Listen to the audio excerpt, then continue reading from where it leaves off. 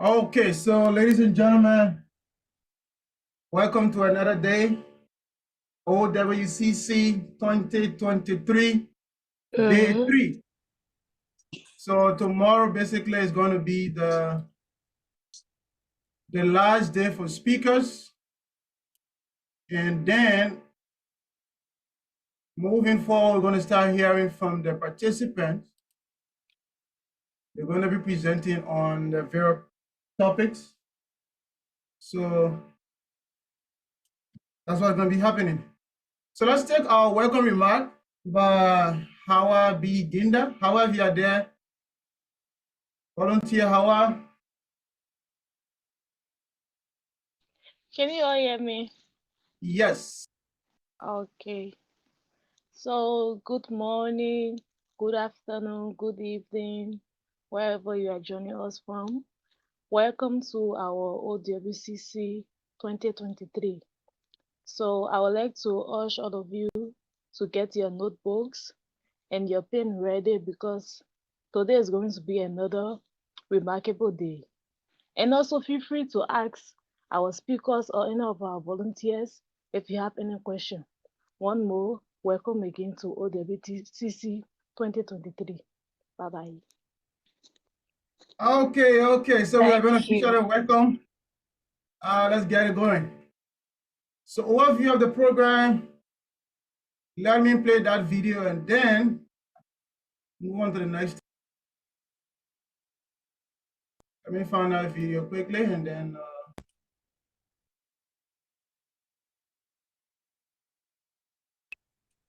So guys, just stay with me. Let me give us that video that we need.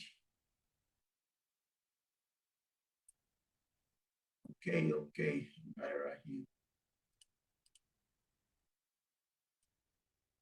Welcome if you are just joining, welcome. If you are just joining, welcome.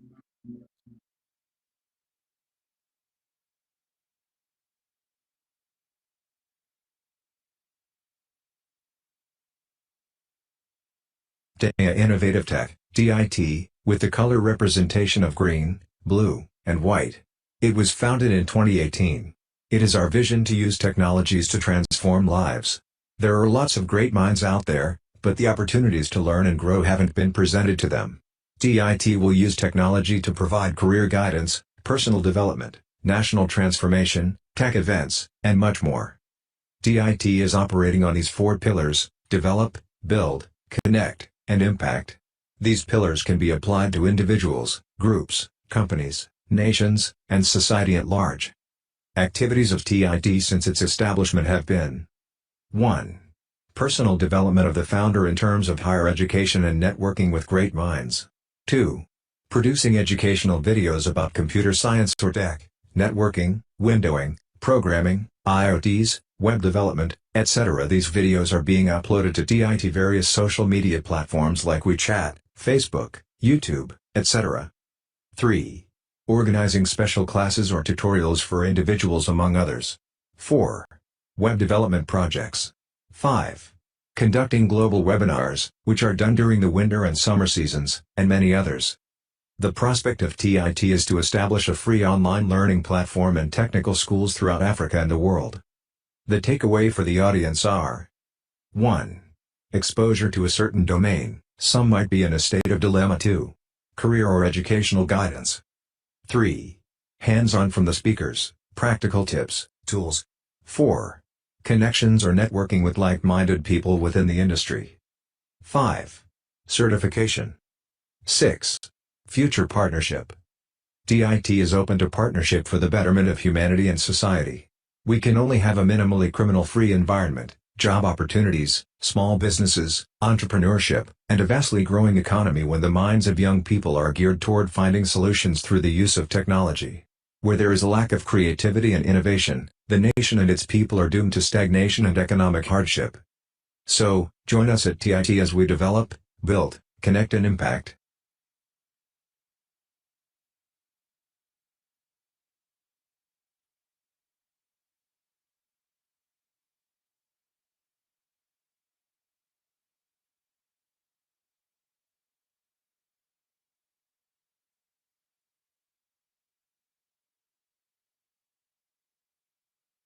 People from Zoom, please confirm if you are getting any echo.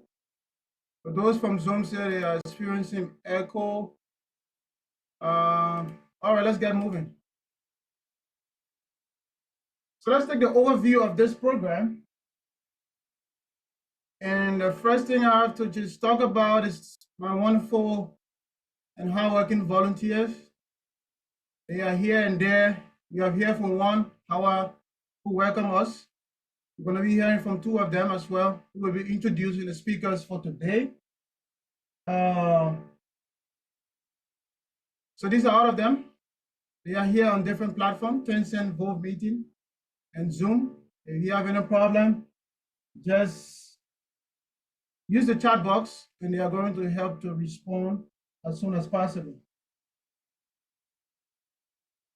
If you are on Zoom and you have Tencent Meeting or Vote Meeting, the first preference is using the Tencent or Vote Meeting. So if you are on Zoom, Zoom is more of like a relay. So we advise that you just switch to the Tencent or Zoom for the better experience while we are working on the echo that you're experiencing here from Zoom. We'll get to that shortly when the person starts to speak, then you will have full audience. So like we have been discussing or putting forth this information, the internship tomorrow is going to be the deadline for all those that want to apply or have interest. There was an error in this email. There was an S after the K here, but you can just resend your CV to this email, admin@trtnetwork.org. Instead of networks, I'll remove the S. This one is not correct. So you can send your CV between now and tomorrow. It's the deadline. And we're going to check everything and get back to the company that's offering the internship and submit our recommendations. Because they need 5 persons. And let's assume that you are just joining today. They need 5 persons for an internship of 3 months, beginning February 10 to May 10. And it's going to be giving you 300 RMB per month. And after the internship, 4 of the 5 persons will be given full employment, and they'll be getting the full salary. If it's going to be 7K, 5K, 5K is the minimum wage. So the least you're going to be getting is 5K. If you are totally experienced and you know your job very well, you're going to be getting more than 5K per month, plus all the incentives that will be given to you. So please take advantage of it, or you can share with your friends. If you already have a job or something done, you can share with a friend. But the friend you are sharing it with should only be somebody who are registered for this program. It's a benefit for you being here. There are a lot of people that should have been here, but they aren't. So you being here is an advantage for you. Only people that are here but have joined the program or registered for the program can apply for it. So there is an admission process that is ongoing, and we are recommending you to apply at Howard University. I'm going to share other information shortly. Let me just get something here. So Howard University is where I am. And it's a university here in China, in the city of Nanjing. So you're encouraged to apply. Admission process is ongoing. And to get more of the information, you just visit the URL there. So I advise you take a screenshot. Just take a picture or screenshot, or however way you can write it down. So take a screenshot of this and then visit this URL. You're going to see all of these announcements. So it depends. I couldn't have put in there separately. For example, somebody might be applying for undergraduate or graduate program or PhD program. So you just visit this website. It's going to bring up this same page, this image that you're seeing, and you can just click based on the program you are applying for. and every other information will be given to you there on how to apply. September intake. This year, September intake. So apply now, application is open. It might run probably until May. So apply now, the sooner the better. And when you are applying, since you are here today with us, you can use my information here and put it in the place where they're asking who recommended you for this program. You can just put in your information here. And after you do so, you can also send me an email that, oh, I've applied, this is my application number. I can be able to get feedback from the office on the status of your application and any other thing maybe that you need to know about your application. But better still, if you don't want to email me, you can just check it from your end, and whatever the admission office says, you can take it on from there. So you can share this one, you can share with your friends and family. You can share with people that are not here as well. Those that are not registered, they can now take advantage of it. This is what I am. It's the university I'm in, so I'm here. It is free? It's not free. When you read the information there, you're going to see everything that is required. Application fee, I think, should be 400 RMB. In USD, probably maybe around 60 USD. For application fee. Depends. If you apply and you are given a scholarship, they have different kinds of scholarship. Everything is also listed there. So everything you need to know about the university, the scholarship program, or the application, everything is there. The only thing you have to do is to visit this link, and you're going to see everything. Use my information here, and if you finish, you can email me your admission or your application number, or you don't email me. You just keep checking the system for feedback. So guys, I think that's enough on that part. Please, is that online or? It's not online, it's offline. It's a university. No, he's asking if I apply online. Yeah, you apply online. Not really apply online. I thought online course for some of us who busy these days and then can't afford to move to go somewhere else. No. It's full-time university program. It's not a 3-month program also, like BSc, masters, and these things. Lana. Yeah. If there is any online, you can please help us share it too, please. I will take a picture also and me sharing there. But I think I want to do is Olana, you can go over the information again at the end of the program. Just tell me. What time? May I inquire something, please? Yeah, go ahead quickly. Okay, I have some guys. Using Anyway, data? okay, for the sake of the guys, I will chill and maybe I can talk to you off the platform later after this one. Yeah, at the end of the program, I think Olana will go over the program. Yeah, because the time is suppose using that data. I don't And know those why. guys are using data, I feel for them. They did much effort. If you am Let's move on, guys. wonderful. So our speakers, we have had Massa yesterday, and now we're getting later. Today we're getting Mr. Weamie. We have had Mr. Copper on yesterday. Tomorrow we having Philip. We had Rice on the first day. Today we'll be having Abel. Tomorrow we have Jared. And basically the other the speakers we have. So after tomorrow we're having Jerry and Philip for web development and app development. And then we move on to the participant presentations. So I hope you guys have already started creating a group or joining different groups.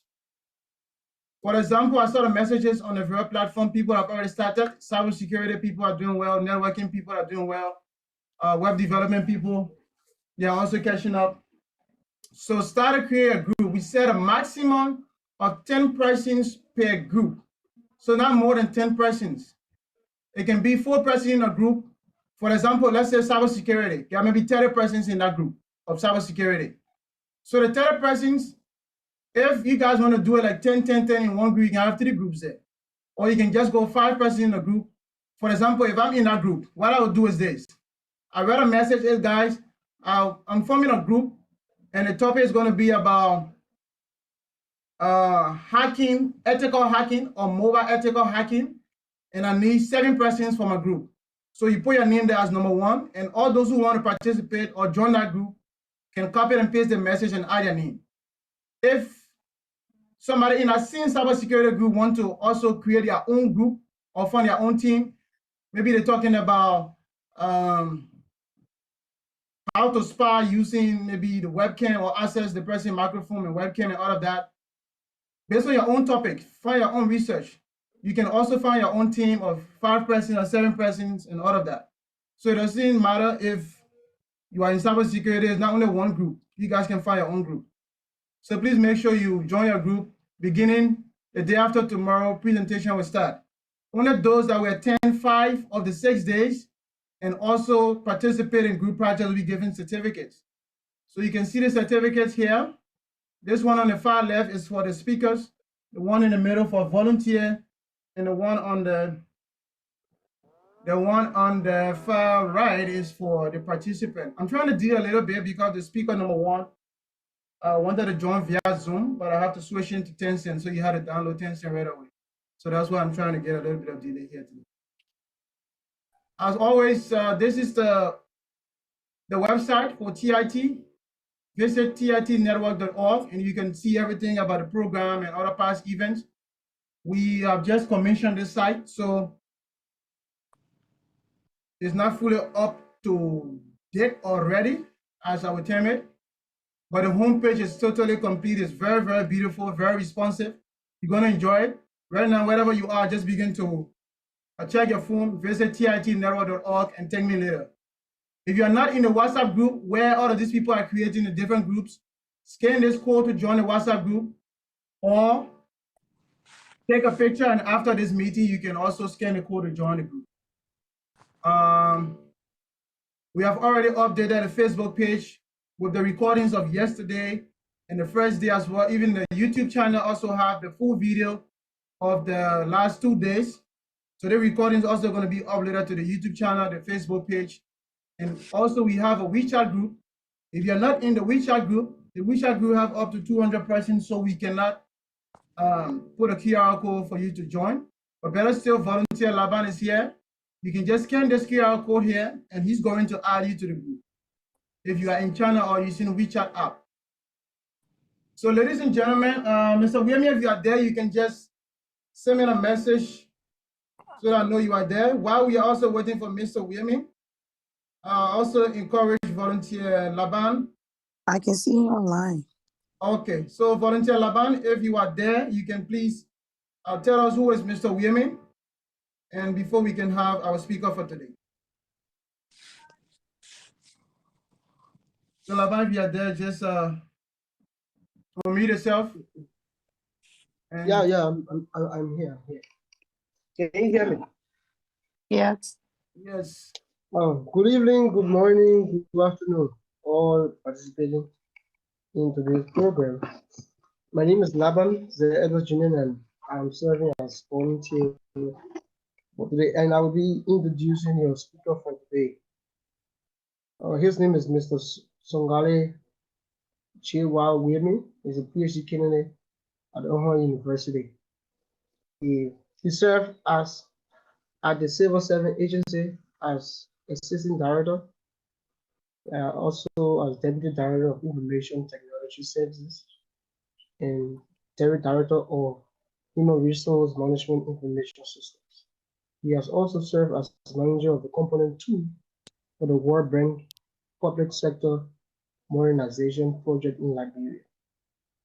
The speaker today has some special skills in cybersecurity, information system security, ethical hacking, penetration testing, false testing for software vulnerability, etc. Ladies and gentlemen, your speaker for OWCC 2023, let's welcome Mr. SonKarlay J.Y Weamie.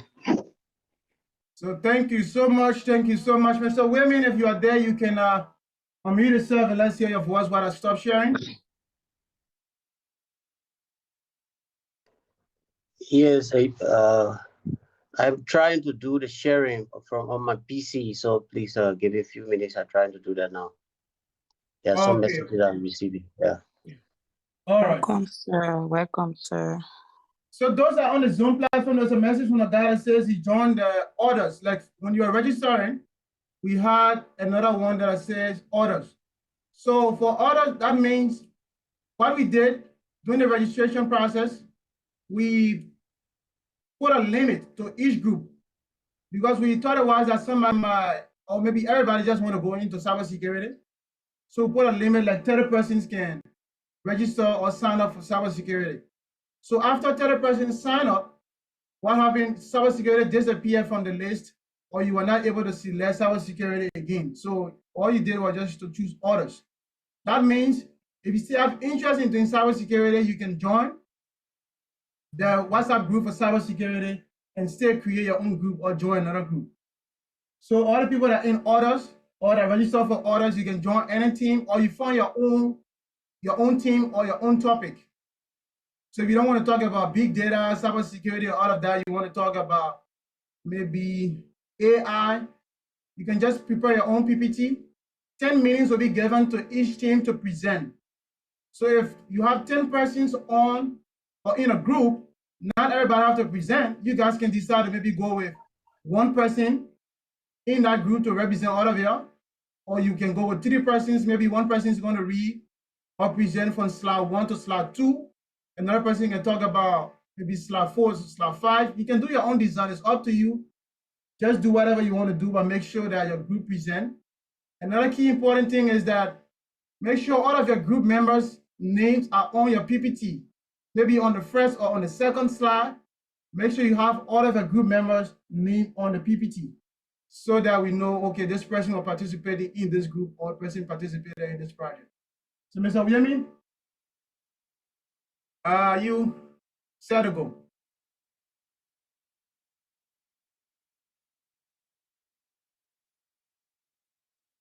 Mr. Weamie, are you there? So that's it, guys. If you have getting some type of feedback from you, this feedback thing, guys, I'm coming. Some people just wait. Once the speaker start to present, I'm going to turn off every other thing. I got so many computers here, so sorry for the echo and the feedback. Some people are bigger. Mr. Weamie, let me see if he's still on the platform. Maybe probably he's finding some. He wanted to have joined a Zoom, so I just told him to download the. He's still on the platform here, but he's muted. Mr. Weamie, if you are speaking, you are muted. You can just unmute yourself.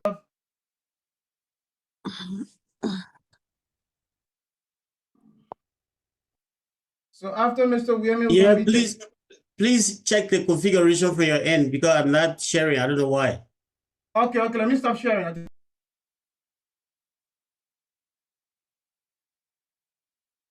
You can go ahead now.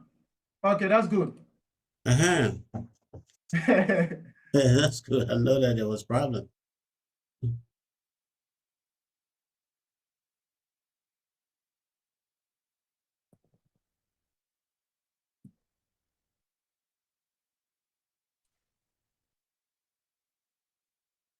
Are you hearing me? Yes, we can hear you. We can hear you. Okay. We can hear you, sir. Okay, thank you very much. And also thank you for the patience.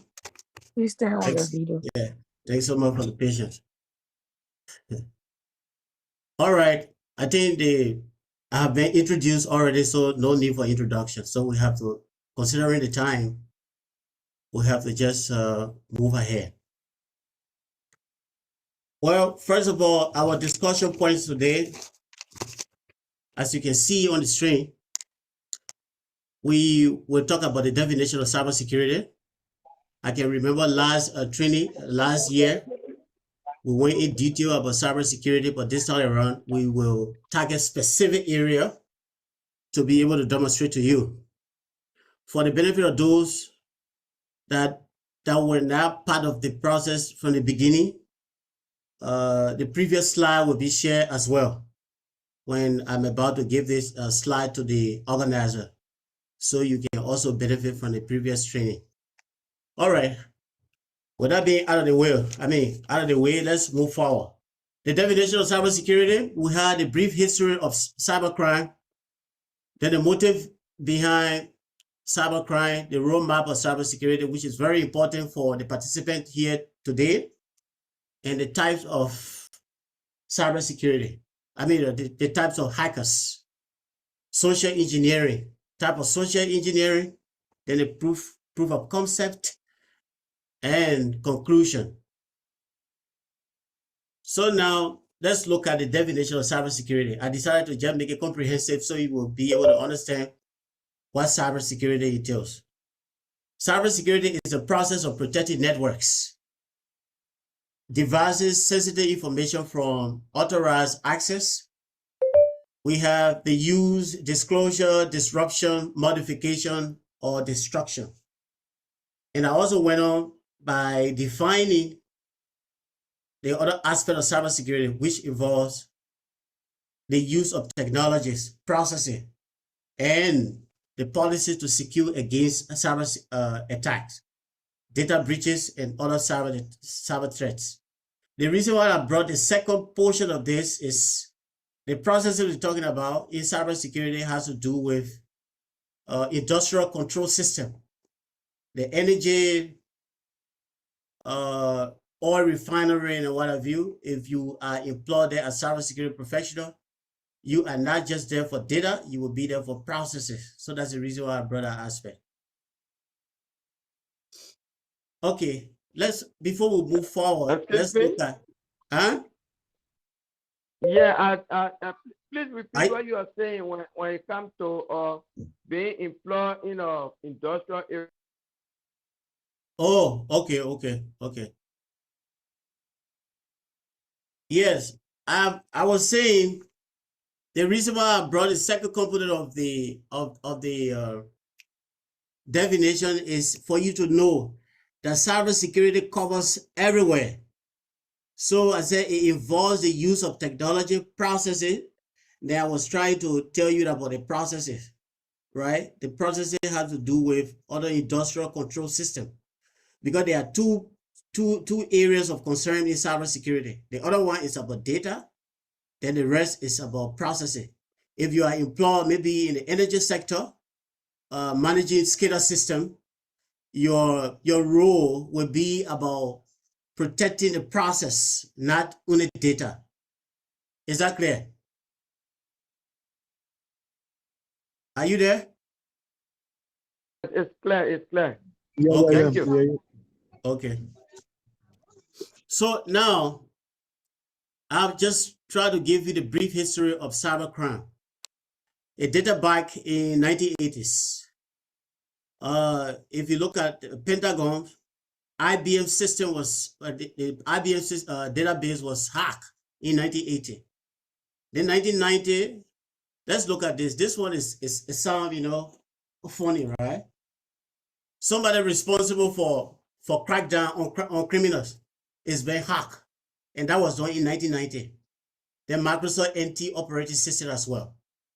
Then in 2001, we also had cyber criminals launch attack against eBay, Yahoo, CNN, Amazon, and others. So that was serial attack that year.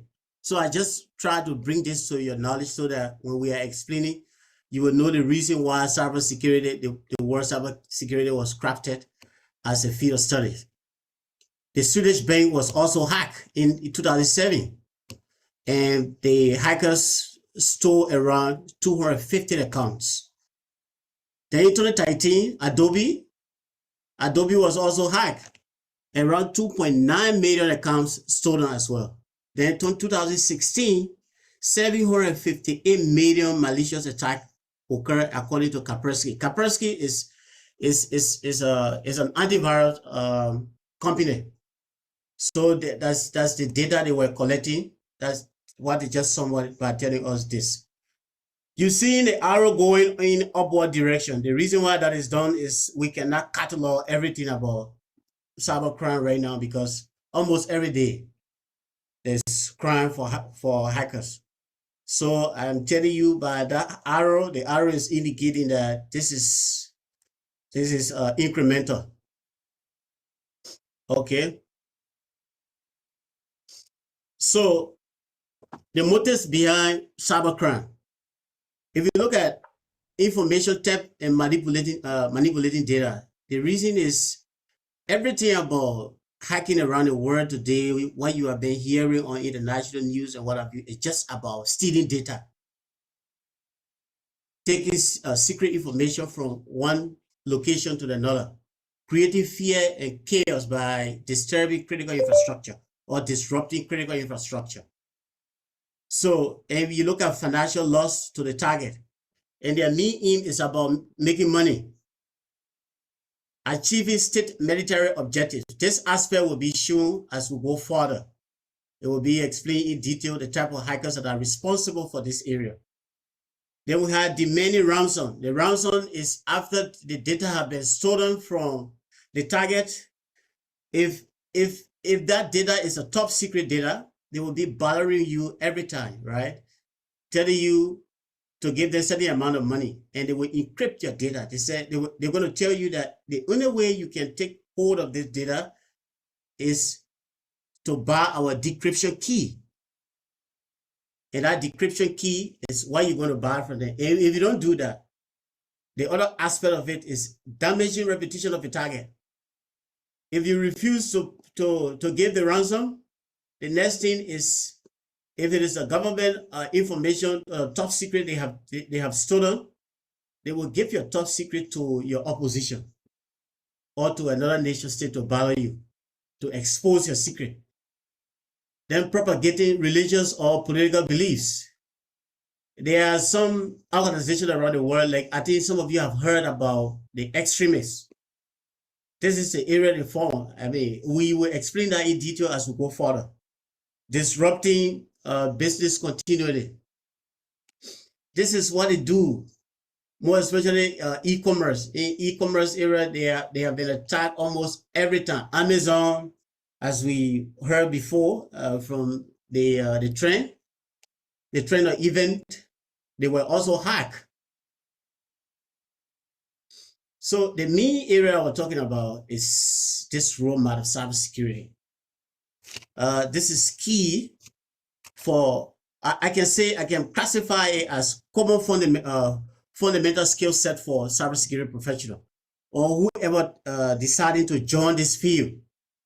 You have to know this. It's a common body of knowledge that every security engineer in cybersecurity should know. You have to have basic computer skill. When I say basic computer skill, I mean a skill that does not necessarily mean that you are just going to learn Microsoft Office Suite to say, oh, it's okay. If you know how to work in Excel or Word. No. The CompTIA Security Plus, the reason why I'm bringing CompTIA Security Plus in the picture is they have been training a lot of professionals around the world. So they know the step-by-step procedure. If you get the material from them, it will professionalize your skill, the particular material you're going to get from them. So if the CompTIA training will go in detail, you will be taught about how the operating system can be installed.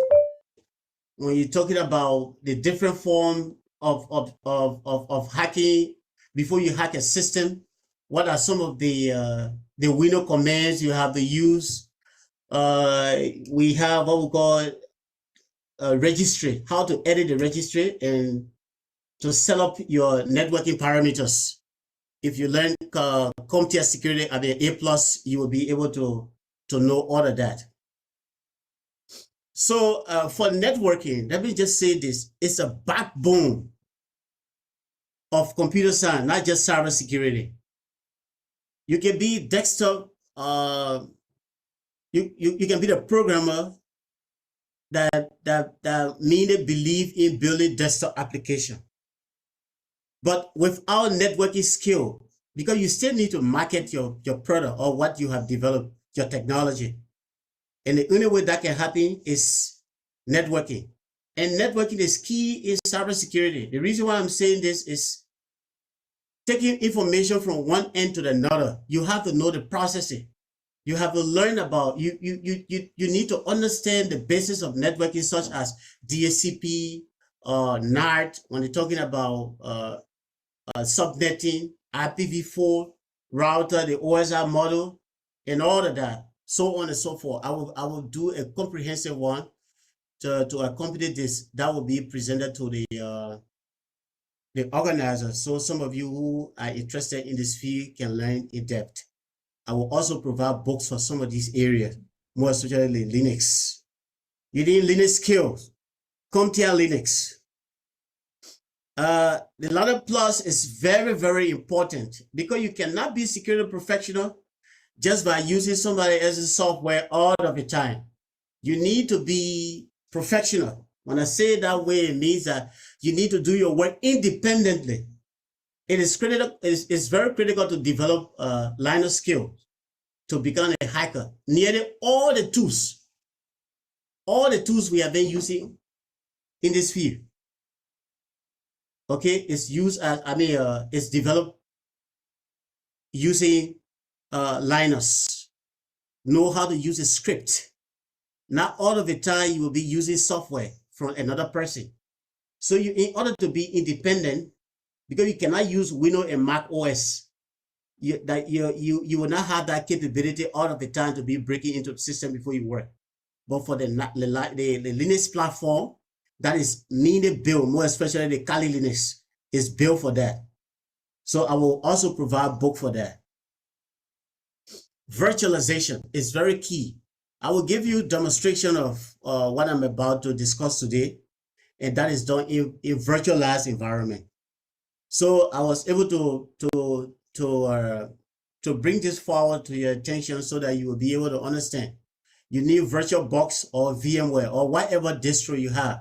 The type you want to use is okay, but the fact of the matter, you should know how to use images, because in real world environment, you will not. Nobody will be so brave to get assistant to you to just hack.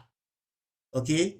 So in order to learn this field, if you want to be a professional in cybersecurity, you need to virtualize what you want to do, practice well.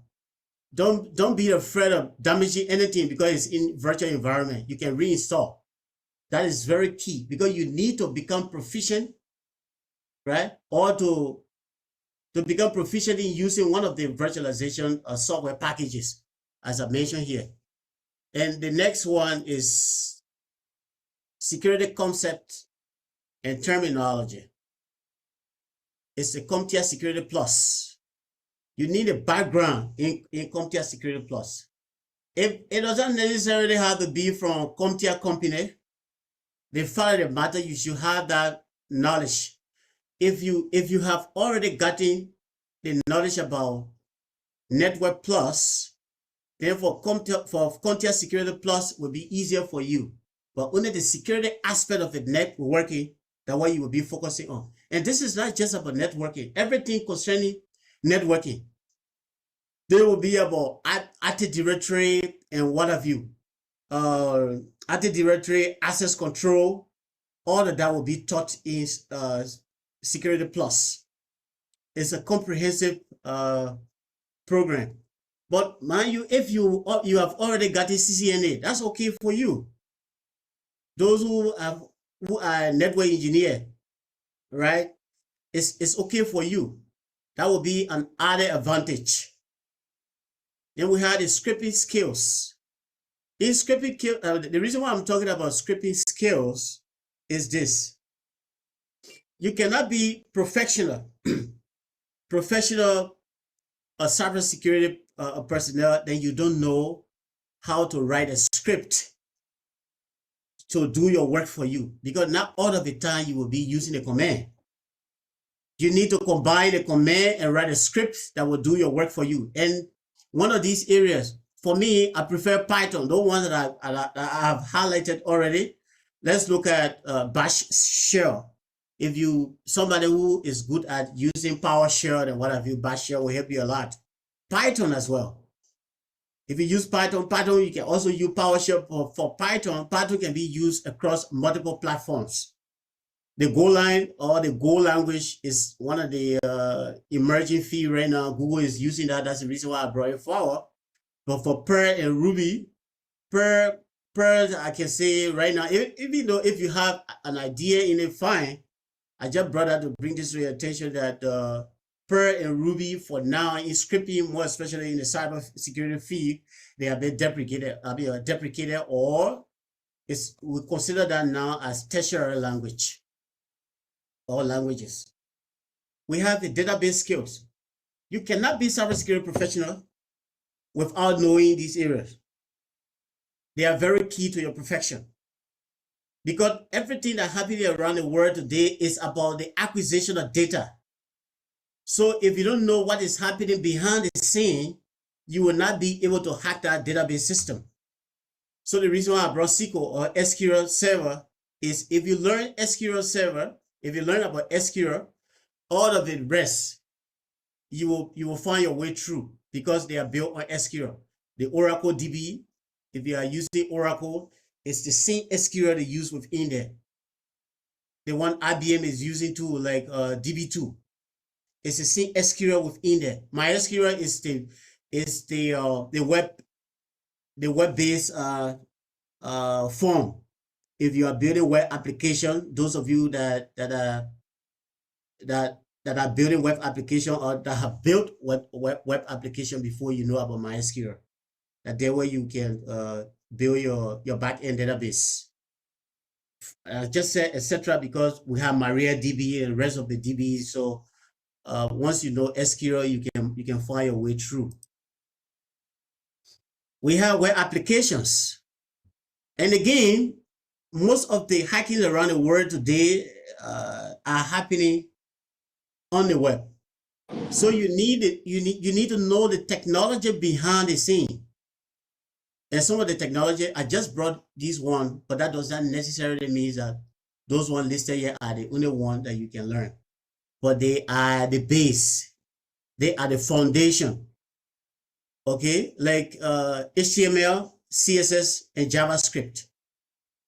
Okay, so there are many languages when it comes to web development that you can use, but those ones are just for inter activities like JavaScript, TypeScript, and what have you. If you learn these, you can find your way through. Then forensic. The reason why I brought forensic in the picture here is as security professional, if you have been hired as penetration tester, you will not be in a position all of the time to make yourself vulnerable. Meaning, you have to learn how to close that gap. You should be more concerned about what is happening behind you. So for the forensic investigator, if you know about forensic, anytime you hack a system, nobody will know what you have done because you will cover the track. That's the reason why I brought this forward. Network forensic, digital forensic, and incident response, etc. There are other forensic like computer forensic and what have you, but all of them have something in common. That's why I just brought these ones for you to know what is happening. And again, cryptography. Right now, most of the top secret around the world centered around public key, private keys, hashing. If you see symmetric and asymmetric encryption, steganography. Everything we see here is about hiding information. Let me just say in a layman term, hiding information. And when you hide the information, how the other key can be kept for a special purpose. Okay, like for the steganography, you can use video and hide information within that video, text, even voice, audio. Many things you can do with steganography. So as cybersecurity professional, you have to know about cryptanalysis, cryptography, because there are many things. I just brought these ones just as an example, right? But there are many things within cryptography that you need to learn. You don't have to be guru in it, but you should know what is happening behind the scene. So tomorrow when you are managing such a system, you will know how to write your script to solve your problem. Okay, now the types of hackers. As we were explaining up there, I'm just trying to bring those guys in front of you. You see, black hat hackers are individuals with extraordinary computing skills, resulting to malicious or destructive activities. For them, they don't care what happened to you. They hack for money. They hack you and threaten you to pay them. And if you don't do that, definitely they will tell you that they're going to do what they are saying. And the reason why I put that on the heart, I put a red color, is all of them have something in common.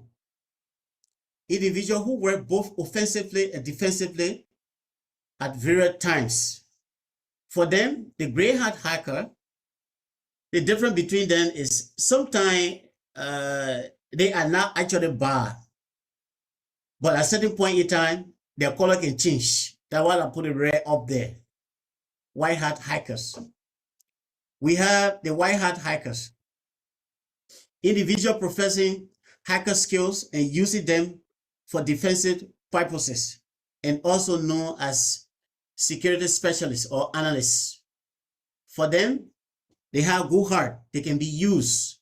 But the reason why I put a red color on top of the heart is they are ethical, right? They are ethical hackers. But what happens if they are not paid to do such and they do it by themselves? So because they have the skill of both black hat and gray heart. So that's the reason why you're seeing that red color in the heart. Like the suicide hackers, individuals who aim to bring down critical infrastructure for a cause and are not worried about facing jail terms or any other punishment. Yeah, they have some people that are, when they get angry, they just do anything. They are hackers. Sometimes they can be used secretly from the dark web. They steal people's information, and when they have been traced at a certain point in time, they just destroy anything that they want to destroy. Even the PCs they are using or whatever they are doing, they get rid of them. The entire infrastructure they are hacked into. So they are very dangerous. Script kiddies. For script kiddies, they are everywhere. Script kiddies, they are unskilled hackers who compromises an unskilled hacker who compromises system by running scripts, tools, and software developed by real hackers. For them, they are not schooled into this area, but they are doing it for profit, like a middleman. But they are everywhere. Even the training we are having right now, if you post it anywhere, live video, they are online. If you put it on any other social platform, they will make sure and learn everything that have been taught. This is how they are living their life. But they are very destructive. Cyber terrorists. Okay, individuals with wide range of skills motivated by religious or political beliefs to create fear by large-scale disruption of computer networks. Okay, if you have heard about the extremists around the world from religious organization, specific religious organization, but what they do is they are not 100% part of the religion, but because of the popularity of that particular religion, they pretend to be part of that religion to be used by other opposition or terrorist organization to just cause disruption in any other nation network. In fact, they can come up with a statement that if you don't do this, we're going to do this to you. And if you don't do that, definitely what they are going to do, because you don't know their location. They have a network around the world. State-sponsored hackers. Individuals employed by the government to penetrate and gain top secret information and to damage information system of other governments. Those guys, as I said from the beginning, they are within the military, sometimes the NSA or any other law enforcement organization. They don't have specific area, but the government know where to place them. and they are a group of specialized hackers. They are trained in that area, and they can be used by government to go after another government to steal top secret information, because everywhere around the world now, top secret information is key to nation growth. Some of them steal information to reverse engineer the idea.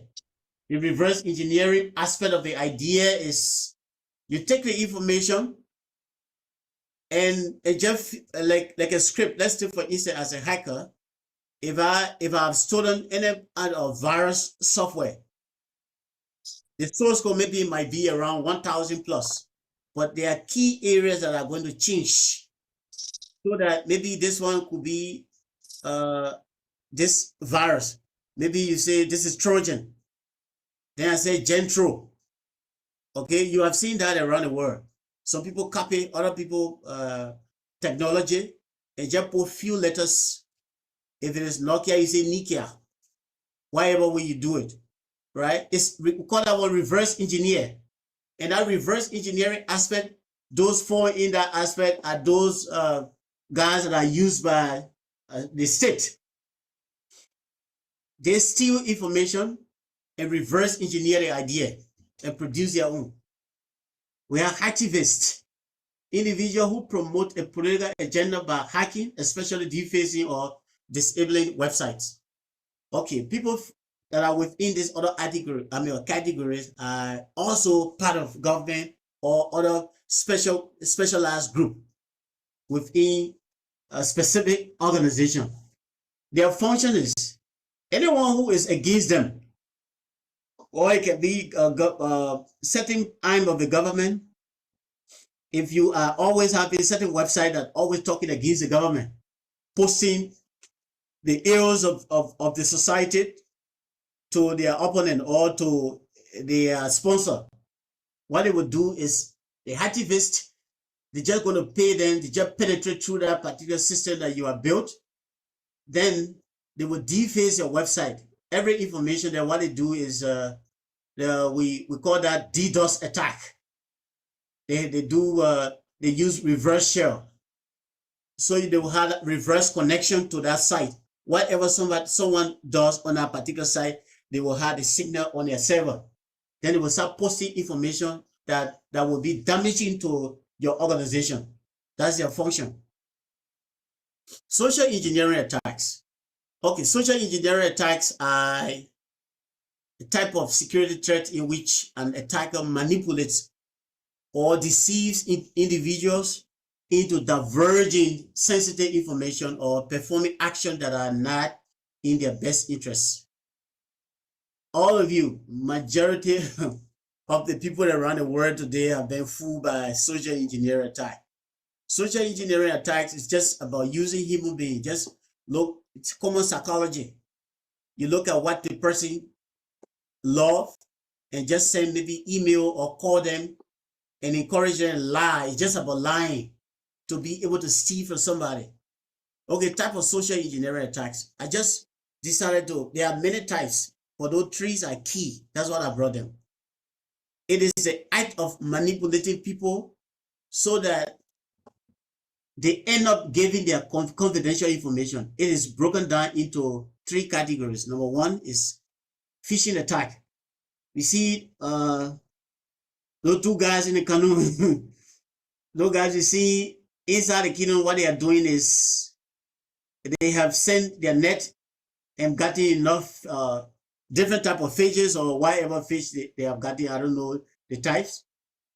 The idea behind what they are doing is I can craft an email as a hacker and target certain organization, employees of that organization, and make that particular email to be like from the manager going down to the employees, right? So everybody then put a link. I embed a link within there, and that link has reverse connection to my server to control all of the employees. That is the idea, the way the net is going up. Anytime you read the email and you get interested and click, the guy will tell you to click. And wherever you click, it will trigger on my server. what we call reverse shell. I will place that or reverse link, pull a link that I have already pre-configured on my server and place that and hide it, because the same information hiding we're talking about crypto. Then when they click, by the time they click that information, they click that link, automatically that link will open, asking for your password or tell you to click somewhere. By the time you click allow, I have automatically taken over your entire network or PCs. We would try that. I don't know, because I was trying to remote to my server in a lab, but right now in China, the people are on vacation, so the lab is closed. But I will try it on the PC when it works fine, because I want to try this idea so you will see it physically. A special phishing attack. I mean, a spear phishing attack. The reason why you see spear there with a hook is they will play around your brain. They know what you like. And those people they have people planted around you. They know what you love, and if you're somebody who love outing or certain clothes you love and what have you, or you are working in an office, the spear phishing can be about one of the bosses. You make sure you target one person within our organization that have explicit permission to the organization system, like maybe like a banking system. You look for one of the directors, or the loan division. The director of loan was maybe, I don't know how they classify the head of that particular division. You send certain email that behave like coming from the manager. Then when that particular person clicks, and the reason why you are targeting that person as a hacker is because that person has lot of rights to the banking system. So if you attack that person, that one person will give you access to the entire network. Then, like the whaling phishing attack, and the whaling phishing attack, the reason why you see that big fish, in the cybersecurity world, sometimes we can say the big fish attack. You're targeting a person within an organization. Maybe it can be the board of directors, the director of the board. You want to get, maybe you have been paid by organizations or paid by the government to hack that particular board of directors, that board, to be able to know what they are discussing within there. And within their site, you send an email, or you send an email to the board of directors, explaining about what he had done, or maybe the email will behave like coming from the president of the nation. You craft the email in a way that maybe you have seen the person having conversation with the president before, or one of the heads who have money or that has some authority. And when you attack such person, because that person your main concern is about getting access to something, either to the vault or to be able to disrupt the networks. The ink can be so many depending on what you have signed as ethical hacker or whatever name is given to you at that point in time for that job you have been given, if you are there as penetration tester. Okay, the spear phishing, again, I just try to specify here for you to see what can happen. Okay, spear phishing is a variation of phishing. Here, the attacker attacks specific individual or group, as we just explained there. This is the phisher, a spear phisher. You see, the hackers identify a target. They have to first of all investigate. They will do what we call open source intelligence. They will use some software to be able to determine what you love, or which one of the social media sites you usually visit on a regular basis, what you are doing on a site. Then they craft email that will make you not to experience anything contrary. Then you have hacker, then send a targeted, legitimate looking email, as I said. Unaware of this, the victim opens the email which has malware. Yes. So as I was saying, I will try to do one of these if the system will work for us, because I usually do such attack on my server. Now, hackers steals data from the victim's computer. This one will be dramatized. We will try to demonstrate this. Whaling phishing attack. The whaling phishing attack is a type of attack that specifically targets wealthy and powerful and prominent individuals in society. We have already explained about that from the other end. Sometimes it will be about stealing huge sum of money from their account. If the pretext is good, if you know how to design the pretext, you can I mean, the hacker can steal millions of dollars from that person's account through the information that they have prematurely disclosed to them. Okay, I will try to explain this aspect in detail, but the technology behind it, I don't know if it will work now because I'm not using the lab server. But let me just explain the proof of concept. You see, this is a Kali Linux distro. We will use a hacking Kali Linux distro. Sorry. Oh my God. I'm sorry. I'm coming back.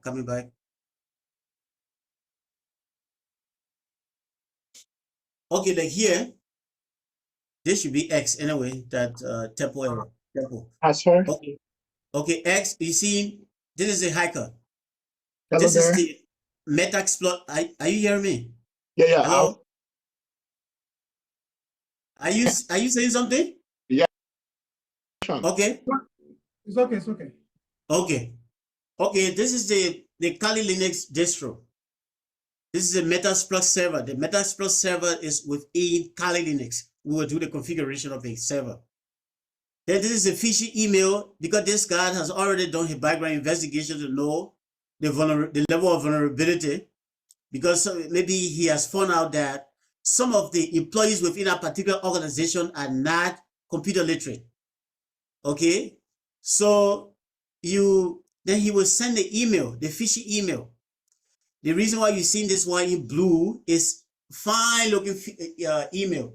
The email is crafted in a way that you will not be able to detect any malicious activities, right?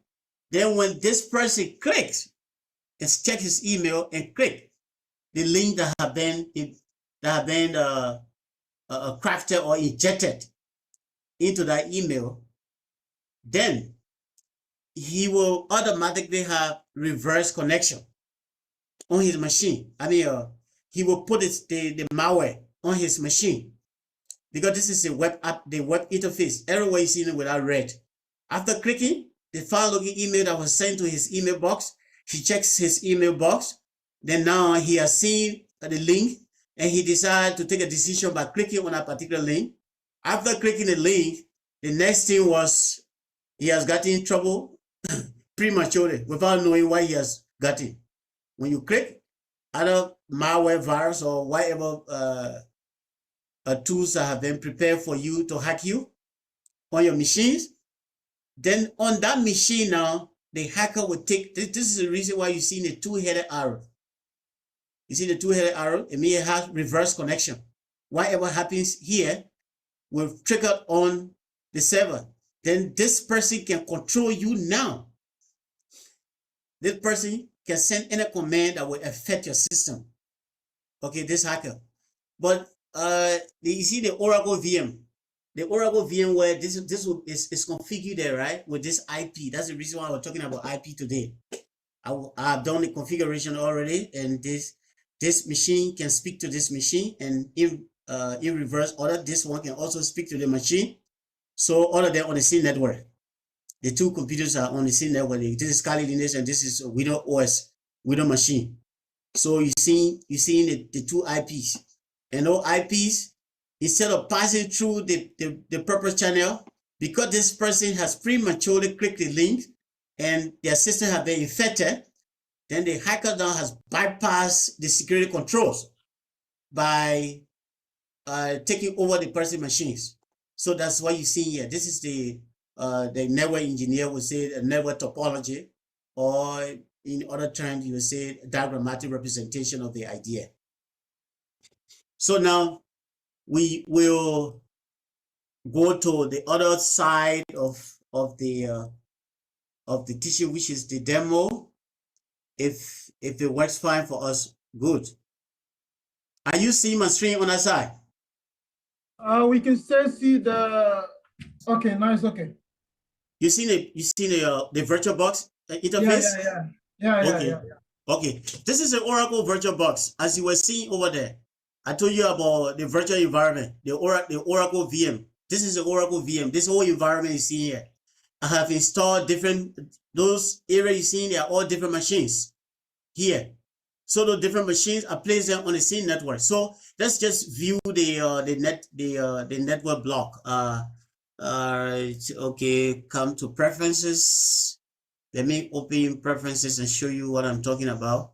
What I did to put all of them on the same network. Come to preferences. It's taking time to read. Please bear with me for this period of time. It's taking time to read. Okay, so preferences. We come on the network. Okay, I put them on the NAT network. I've done a configuration. So let's just add that we are going to edit. You see here, as enable NAT network. This is the IP that I give to this. And if you read some of the book I talk about, this is part of subnetting, right? This is the IP block that it belongs to. So I'm using DHCP. So anytime you shut down the machine and put it back on, the IP will not be the same. It will give this what I have set here will be able to assign another IP to that machine. So with that being out of the way, let's move ahead. This is a Kali Linux machines. So that launched the machine. It's already open. So let's put a password. It's Kali. Okay, as you can see, this is a Kali Linux interface. So we're going to launch. Let's go to the command line interface to do a little configuration. If it works, fine. If it refuses to work, then that means what I said is true. Okay, now what we are about to do here is what we were explaining, what I was explaining to you in the diagram, right? Here we're going to configure the Kali Linux server, that server that was up there handled by the hackers. So let's say let's launch the Metaxploit interface, MSF console. It will take little time to read. So when that is happening, because we cannot wait for it, let me be explaining the other aspect of the training. Let's go back to our, like here, as I was saying, the Kali Linux I was open, like what you seeing here. Let me use a pointer.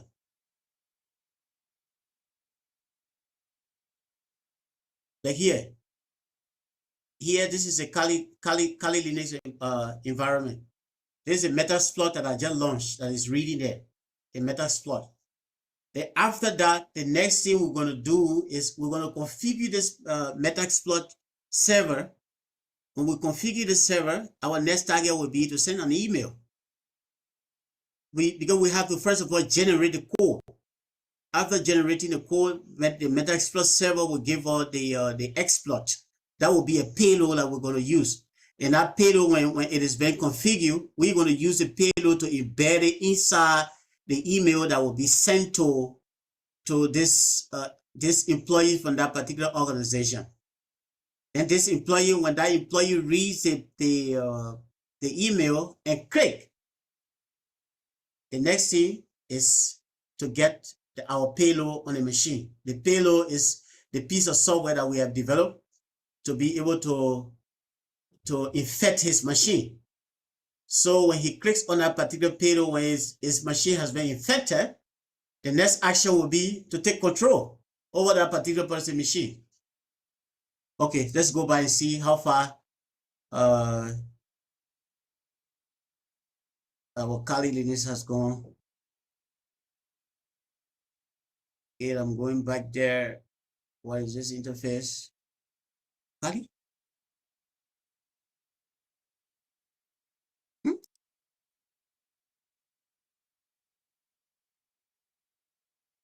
Okay, it has opened now.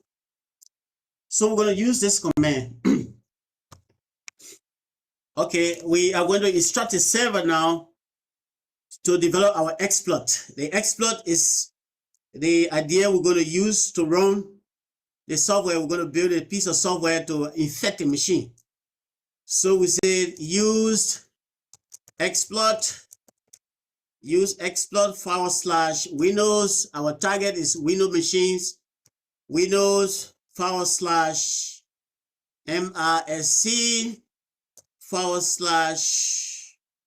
/HTA. The HTA meaning of the HTA is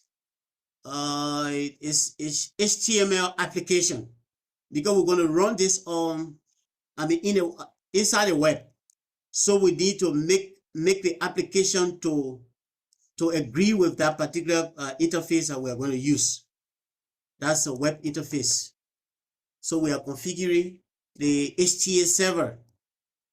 Now, that with a minute, when it loads, they're going to give us, okay, telling us that no payload configure, defaulting to Windows Metabreeder reverse TCP. Okay, so now we're going to set up the protocol. TCP, the transmission control protocol in a reverse order. So we say set, we're going to say set payload as per the instruction, set payload, but we are not going to go by the Metabreeder. We are not setting up Metabreeder right now. So you say Windows is our target. We're setting the payload. What's the destination of the payload? Our destination is Windows platform. So that why the Windows is there. Then what are we building? Which type of software we are building? It's a shell. This shell is a piece of software we're going to use. We're not going to build a big software that will make the system administrator to determine what we are doing. So how is this software going to run? We are going to put the software in a reverse order. Okay, it will be in a reverse order. A reverse order meaning the software should be able to, is that we are sending the software on a mission. So when anyone clicks on that software, the software should be able to speak to us back on base about the action. So we'll sit and watch. Okay, the reverse. Now they say payload, Windows shell reverse TCP. The reverse transmission protocol has been established or it has been configured. So our next target, our next area of concern will be to set the local host. The IP, okay, let's say local host. It says set air host. Local host. Let's check the IP of this machine. Please give me a little chance. We have to know the IP of this machine. IP IF config at 0. Okay, it's 192.168.56.107. Okay, so we are going to set the local host to 192.168.56.107. The idea behind what we are doing is we are setting a base station. We are configuring a base station to be able to hack to another location, another machine in another location. So whatever the person does will reflect back on base. So we have to set up the server port. Which type of server are we going to use now? So the server port, we can set it to any other number, any generic port. It doesn't necessarily have to be the genuine port because this is just for demonstration purposes. We are not putting any port that will pose us in problem. So you can say the port will be 78. 6784. Let's see whether it will work. 66744. Just a generic port. This is not the server port. We just put in our own port, whatever number.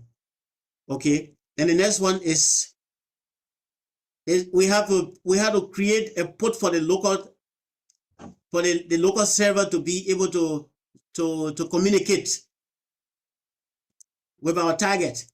So you say set airport, the airport could be 567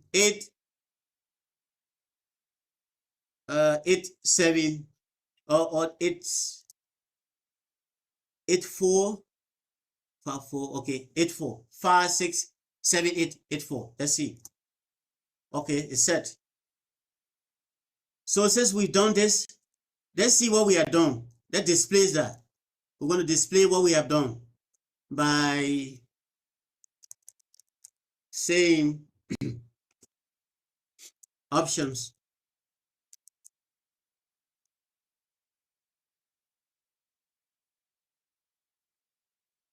Okay. Our options. Okay, this is what we have done. We set up the local host 192.168.107. The local port is 5778. Then what else did we configure here that have not been shown here? Because we have to be careful about what we have done. Okay, the server port. The server port is just 6744. So let's see if we can exploit or run this. Run. Okay, wonderful. Now this is what we are going to use now to do our hacking. This is application. What we just did, we were building an application. So we're going to take this code. Let's go to our email box and send an email. Let me put my VPN on. Use Gmail. Send an email quickly. We're going to send an email. I just want you to see what we have done, what hackers are doing around the world today.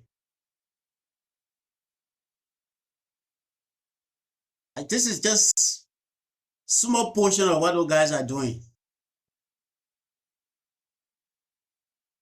Okay, now I come to the email box.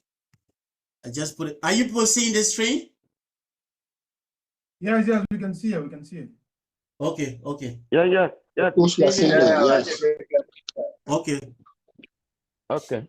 So now what we are doing is I just try to set something here today. Not to waste time, let me just use this one. Because I was trying to try this today, and I wrote this email. So let's just practice that. Let me compose new one. I will send an email to myself. Okay. The email saying, let me change the name. Change the name to because you have to make it legitimate. Otherwise, it would not go.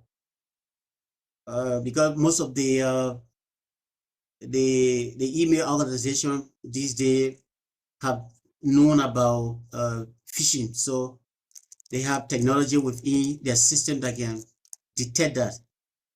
So we're going to put a name there, or maybe we say it at maybe just write any generic name, man. I say PSON Thompson K Bapa. Something just Bapa. So anything. We're not going to put the real name there. Yeah,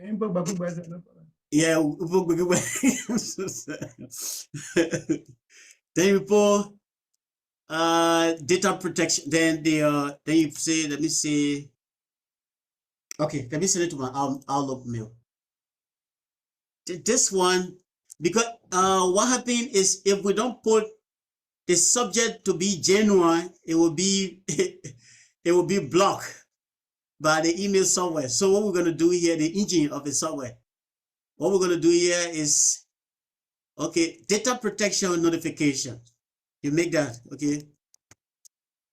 The subject, data protection notification. Okay, so they will not detect it because you're trying to make them to. Okay, this is an email. It's like it coming from the system administrator. Let me just change the data because I wrote this one first, so it can be repetitive. Okay. Now, like here, you say you have received 99% of the maximum number of email or maximum number of messages that can come into your email box.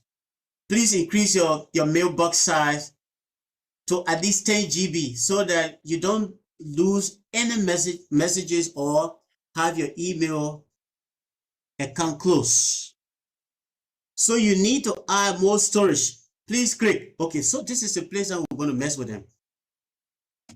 Okay, now you come here to say please click. I've already done a configuration previously. We're going to erase this one and go for that link. The link that we developed on our system there. We're going to embed that in here. I'm going back to the Kali Linux to get that information. Okay, this is what we have produced. I'm going to copy this down, copy this link, and carry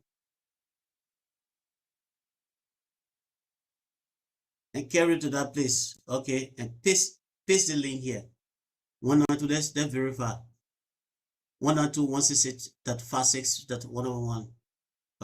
What? Okay, the port number today 6744. Because this, as I said before, you see, this is how it has been configured now. 6744. This 6744 is a channel that the our TCP going to use through this the IP to connect to create the reverse engineer. I mean the reverse shell. Okay, now it's been here, it's been embedded. The reason why, let me just give you the technology, I mean the idea behind what we have done. Let me click here. The reason why we are trying to insert the link behind text is that because this is not fully qualified domain name, it has an IP. So if you just drop the link here, the person will detect something, or the email engine will block that. So since it doesn't have fully qualified domain, like the domain name, like www.com, blah blah blah, like trtnetwork.com, we have to hide it so they will not know. You just tell them, please click here. Please click here, read the information, and then choose the option that works best for you. If a pop-up menu, this is what we're going to do. So I try to play around their brain, right? And this is exactly what's going to happen if they click, if we send an email. If a pop-up menu asks you to choose, please click open, so the file won't be saved automatically.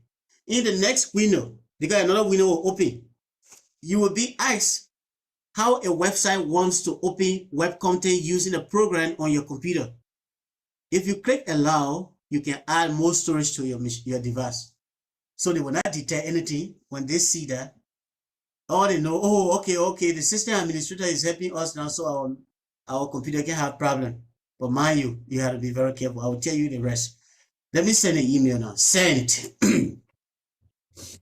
So we are going to the Windows machine now that we have in the virtual box. The Windows machine, as you can see here, already running. Are you both seeing it there? Yes, okay. The Windows machine is taking time to read. Okay, the Windows machine is here on the virtual. Okay, this is the Windows machine. We are coming here now to see how far. We are going to check the email we have already pre-configured or sent. Okay, because this is slower and it's very slow in VirtualBox, I decided to open the email box. So let's refresh. If we refresh this page, we will see our email. So let me just right click and click on refresh. So when it loads, that the email we just sent will be shown here. So I'm waiting for that to load. So it is now loading. I hope people are seeing the display there. Is it being shown? Oh, okay. Because it is loading. We are waiting for it for a short time. Please, let's exercise patience. This is about technology. Sometimes the way you want it to work immediately, behind the scene, there are other issues. It is loading. Okay, as it is loading, I will also explain. So when this web page loads, the next aspect we're going to look at is the link that we have inserted in the email. That is in heading. Our target, the victim won't see that. They will only read the text. They will be encouraged that this information, oh, our system administrator is writing to us so that our computer will not have a problem or will not damage. Okay. So sometimes, let me just explain the other aspect since this is reading. Sometimes somebody from another country will send you an email. That hacker, you know what hacker can do? Will send you an email telling you that they have gotten, they were in connection with this person in another country, and this person had died. And through that process, they have so and so amount in their account. They're looking for somebody to link with. Who does that want money? Then you're looking for another person around the world. It's just playing around your brain, right? So that's 419. Okay, let me just give you the brief history of what this is reading about 419. 419 is part of Nigerian law. And that law is section 419. And that is about fighting corruption, of fraud in the system. So that is the reason why the hackers are using that term to hack around the world. Sometimes it cannot be Nigerian. The hackers are always looking for a situation to exploit. Sometimes you sit in another nation and hack another nation and maybe use VPN or use another platform and change your location for that to behave as though you are in that particular country. So I'm still looking for this because this is this Microsoft people are highly sensitive, but we're still waiting. Let's see. Maybe it's still reading. The email we just sent, I'm waiting for it to load. When it reaches, I will just show you what we have sent. Actually, please don't exercise patience because this is in a virtual environment. This is not this. We are using image. Yeah, so it's a bit slow. So let's see what happens next. If the email comes to us, I just want to just a few minutes.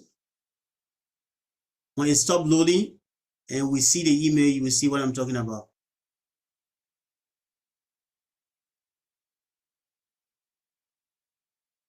Oh, let me click on the jump mail. This is very slow. It's recording. Let me see what's going on here.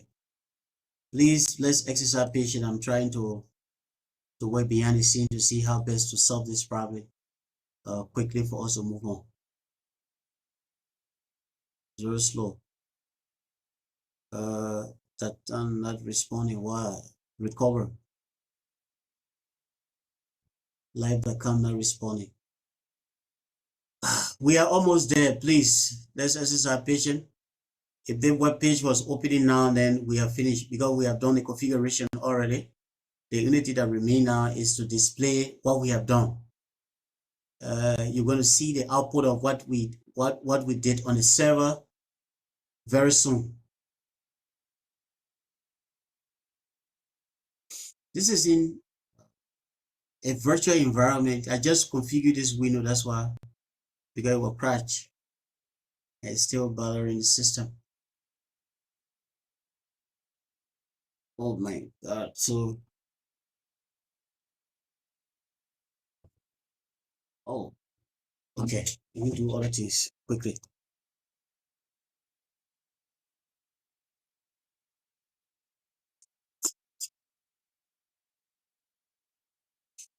Okay, let me see. Oh, it's slow. Let me delete some of those temporary files and folders. Why is it so slow? This is Windows 7, that's why. So I beg you are trying to solve a problem. But this is taking our time. We have already reached the end. The configuration has already been completed. Just to see the output, that's all. But I want the output to come within the virtual environment, because within the virtual environment, all of what we have done with the configuration, everything is based within the virtual environment. Okay, Mr. Weamie, I don't know if you can do this multitask. Yeah. But there are questions people have, and maybe you can. Oh, that's good. Them. Okay, that's good. That's good. That's good. So I have one question here from Zoom. Yeah. And the question says that what can you do to avoid your social media account or your bank account from being hacked? Okay. Number one, like the link that we just established, right? You have to point to the link. Coming back, let me go back to that place that we did the configuration. Here, right? If you receive any email of this kind, I hope people are seeing it from that end. If you receive any email of this kind, just point behind the email. If you point near here, if you point at the back of the email or click here, the information will be shown down here, down. I just pointing to it, but it's showing here. You have to point to it first. But if you see the email, if it is not what you are expecting, call that particular organization. If you are working within an organization, call that particular organization and tell them that, and ask them as to whether the information within your email is what they have sent to you, right? You have to authenticate the email address. You have to call them, let them tell you, oh, okay, this is from the system administrator. Because there are many ways of fooling people online. And number two, he said what? He said from the bank. What the other aspect of the question again? How to protect or how to avoid your account being hacked. Basically, your bank account or social media. Yeah, the account being hacked. If you see a pop-out menu coming to you, right? Don't click. Anytime you see anything of such in your email, what I was about to say all of that, but this is not opening now. That's all. Don't click.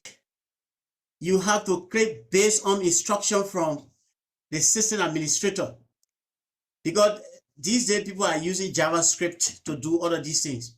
When you see any pop-up menu coming that you are not aware of from the system, do not click.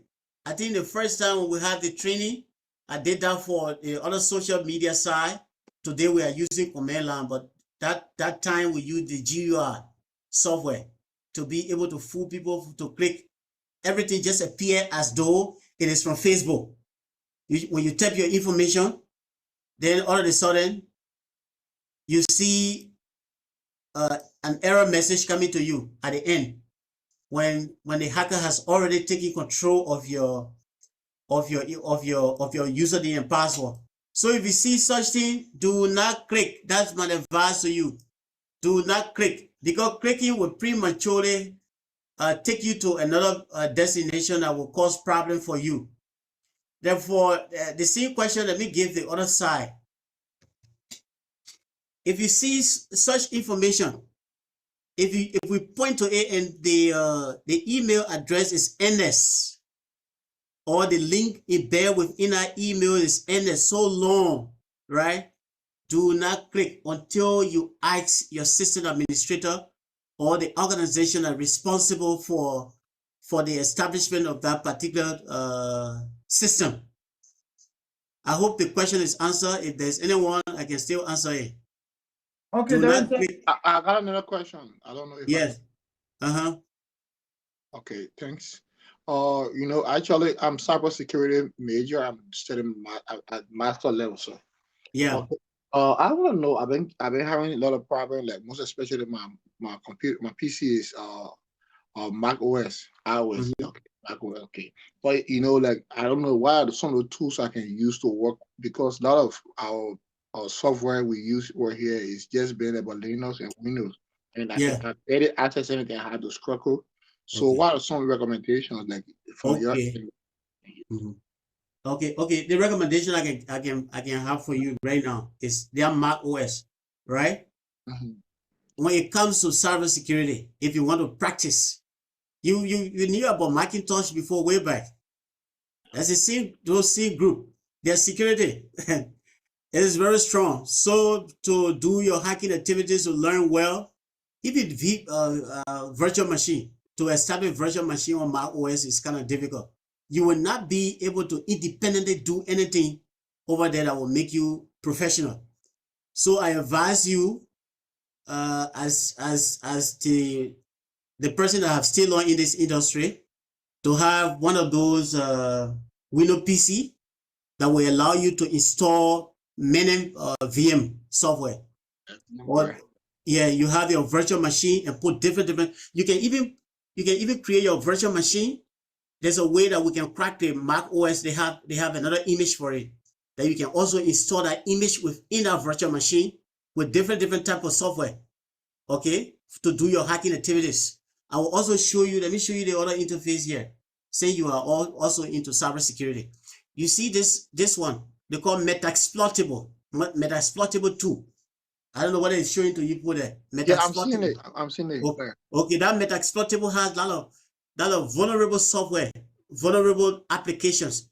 Those applications were placed within there by those cybersecurity professional trainer around the world, right? So, and if you ever heard about the OWASP, the Open Web Security Application team, this OWASP, all of those different terminology that we were talking about, even phishing, we hear about cross-site request forgery, SQL injection attacks, everything within here. You will be able to use this if you use it in a virtual machine. You can use this to practice well because you have SQL injection attack interface within there. There are other dummy applications that they have there for your practice. So because they don't want you going out there randomly hacking people's machines. So they have another interface that you can use SQL injection attacks. You can use cross-site request forgery attack. You can use different form of attacks within there. So, Mr. Weamie, sorry for the interruption. We are running out of time. We have the second speaker. Okay. There are a couple of questions, and maybe one recommendation is, since this outlook is taking time, you can just do a recording later on and send, and I can share with them. Okay, that's clear. I will do that. So let's just focus on the questions. A couple of questions are coming here and there. So you can, there's a chat area here. If you check the platform, there's a chat. Just click on it and you can see all of the questions, but I'm going to read them to you. Okay, let me go to the chat. Okay, yes, you can read. Edward is saying that, how can you be notified that your account is hacked?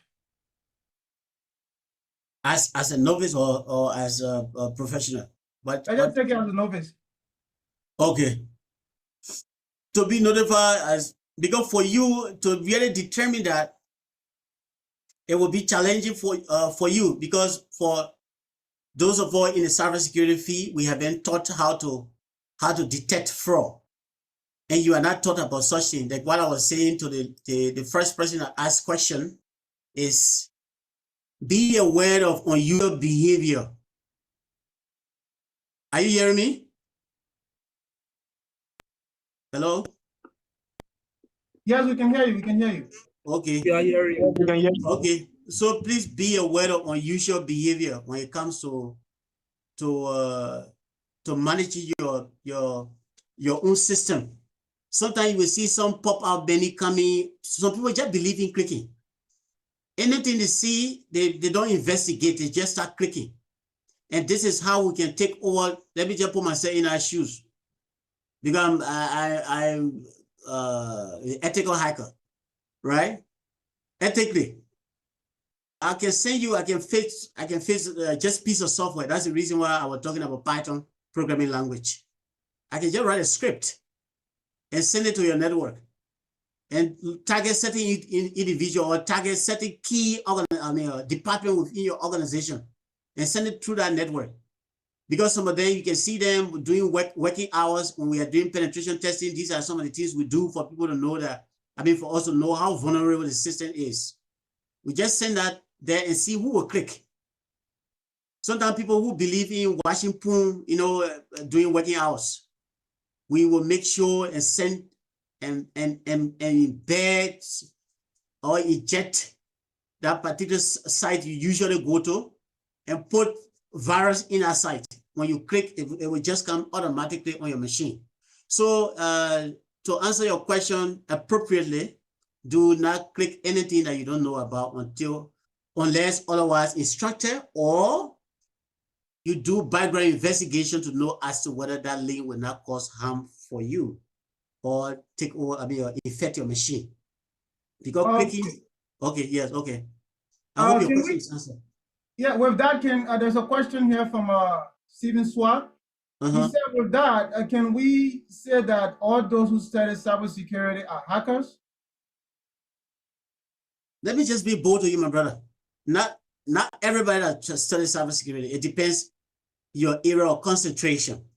But generally, like what I told you over there, the roadmap, because not everybody that say they are cybersecurity professional or whatever follow that trend. If you follow that path, then definitely your question is answered. Yes, you're a hacker. Because we can be used to also hack a system. There are some organizations who can, when they buy a system, for example, we did that before. I was part of a consultancy team.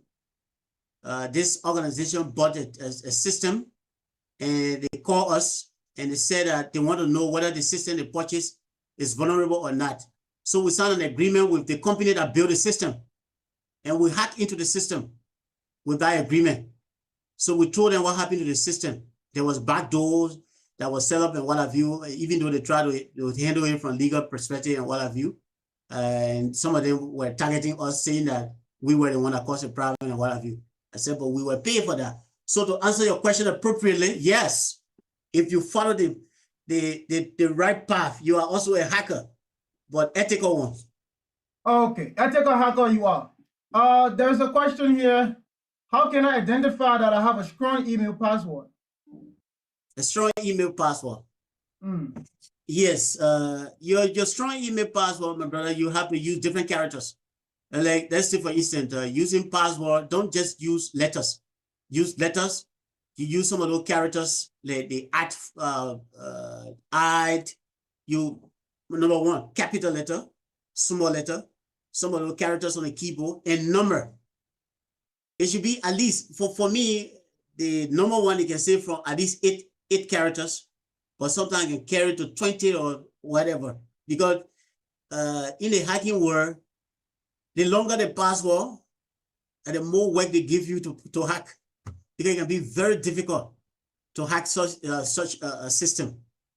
Because if the password is so long, the software you are using to crack that particular system, because the software is using word lists, and the word list, to explain to you, is those other systems that have been previously compromised, that there were no information coming from. Like sometimes online, you will see when you type your username and password, then some kind of message will come again telling you, according to our system, you have to click the, if you don't want to always remember your password, can you click this? Don't take that. Do not click yes. Please say no. Because they will encourage you, like what I've written. They will encourage you, telling you, we don't want you to always go over your password. So it's already open. Anytime you're ready, don't be lazy. If you click that, that information has gone somewhere. And that this is how those companies can use your information and sell it to another company. Okay? So Don't be lazy. Don't be lazy. Yeah. So let's take that, don't be lazy. Yes, don't be lazy. Tapping your password. There's a question here from Yimpan Dilate Jr. He said, is there any software that you can use to detect fake or hackers links? Maybe if somebody sent you a link, is there any software that you can paste that link into to detect that this link is a hackable one? Or okay, I will properly research that, right? I will research that later on, and when I'm giving the information, I will give it to you along with it. But for what we can do from the hacker perspective is there are many things we can do. So and maybe somebody who is a novice, if you explain all of that, it would just be like a waste. So the easier one, like maybe you have specific how you call this link or website where you can just type your information, then it tells you whether this password is this, is that. We have many of it, but I want to verify first before I send it to you for onward submission. To the rest of the people. So there are a couple of questions, but because of time, because of time, we really cannot take all of the questions. We have another speaker. It's a lot. So guys, what I will do is this. I will try to gather all of the questions and send to him. And then if he's sending any other material, he respond to your question. Because of time, you are asking your question now, but if you take too much time here, you say, oh, we're still on today. So let's take, let's try to let go of our first speaker. And I would appreciate if you guys can use your emojis, your thank you messages, and everything you have. So just appreciate our speaker. Thank you so much, Mr. Weamie. Thank you so much for honoring our invitation again. You have been a very strong supporter to this project and to this initiative. Thank you so much. I'm going to gather all the questions from Zoom and here, and I'm going to share with you, and maybe you can send a file to reply to them. Thank you so much, Mr. Weamie. Okay, thank you. Thank you very much. All right. Abel, I hope you are on the standby. But before Abel, we're going to. Yeah, so lastly, what I wanted to say is, are you hearing me? Yeah, you can go ahead. Okay, lastly, let me say this. It is essential to be aware of potential threats and take steps to protect yourself and your organization from cyber attack. So this includes implementing strong passwords. We were just explaining, somebody just asked that question. Try to mix the two. Keeping software, a system up to date. Your software and your system, even your password. You should always update your password, change your password every time, because there are hacking going on almost every day. If it is not done on a weekly basis, you can do it monthly basis. It doesn't matter. And being cautious when clicking on links or opening attachment from unknown sources. Do not do that. Be very cautious. Okay, thank you very much for this program. And I say thank you to our participant for today, as well as our organizers and other special invited guests. Thank you very much. Okay. So because of that, somebody said they'll do their second BSc in cybersecurity. So that's a great, that's a great one. Let's call on volunteer Thomas Maliki II, who will just tell us who is our second speaker, and thereafter we'll be hearing from our second speaker, Mr. Massaley. So, Thomas, can you hear me? Yes, go ahead. All right. Thank you, Honorable CEO, for the opportunity given me to introduce our speaker for today. Ladies and gentlemen, as we dive into this segment of today's edition of the Online Winter Computer Concept 2023, I plead with you all to be attentive and to also gather your papers and pen in preparation to write the many great lessons that shall be shared or presented today. Our speaker for today is a software engineer with several years of experience that has educated many people on the subject of programming. He is passionate about using software to influence societal changes.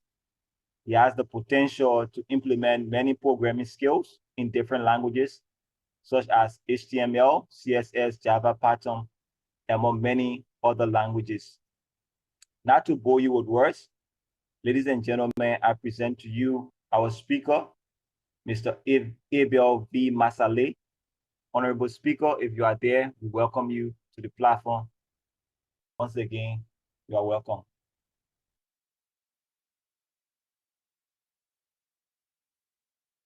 Okay. So let's give it a few seconds for everybody to share the screen. After Eva, please say, like some of you joined the program, but you weren't here at the end. And then when we send the attendance, you'd be like, oh, I was there, but you didn't put me in the attendance. So even though you joined, but you didn't end class. You went away from school.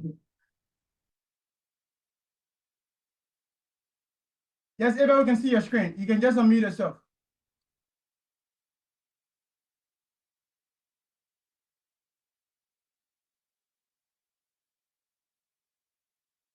He still can hear you. You can, but the screen is, we can see your PPT. You can hear me now? Yeah, now it's better. Okay. Thank you for the opportunity, and thank you to everyone for joining.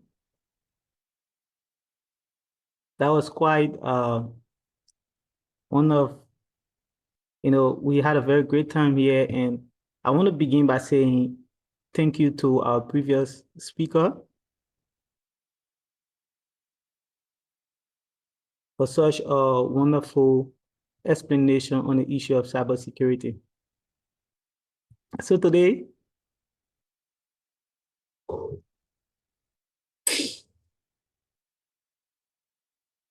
we're going to be talking a little bit about programming.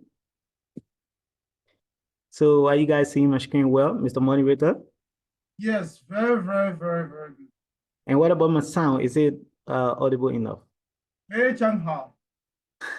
Shishi. Okay, so with not much to say about myself, I'll just go into what we're going to be discussing. So today, our presentation is going to be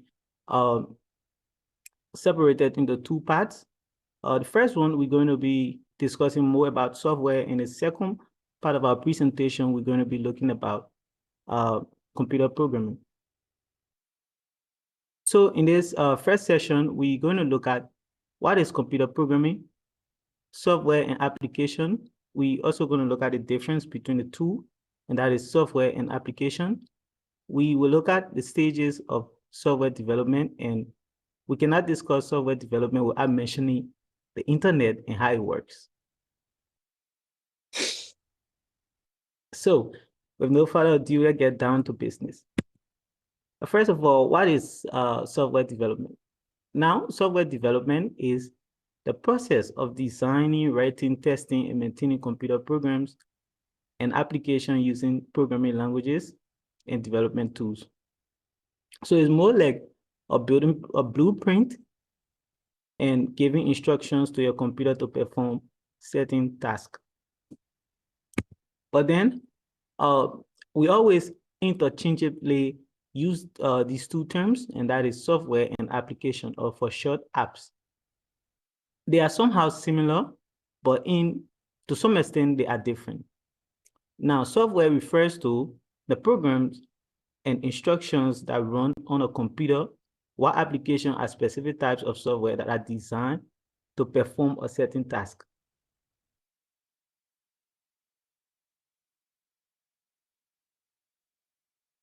Now, such as email or word processing.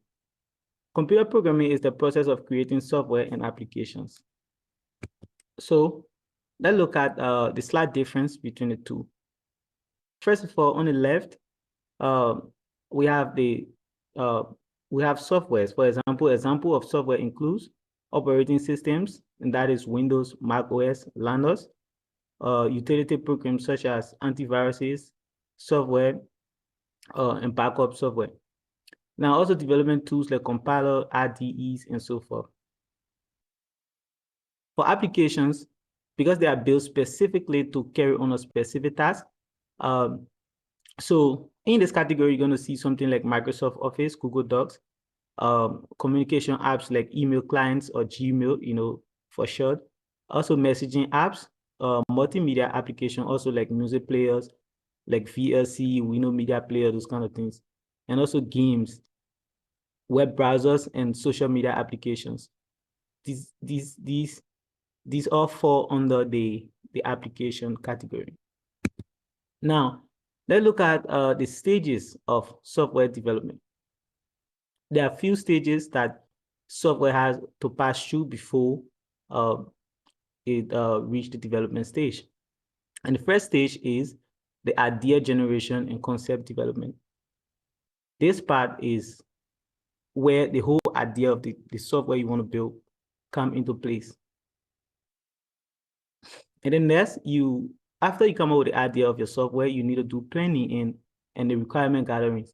And that is where you sit down, craft what are you going to need to make that app to come to, existence.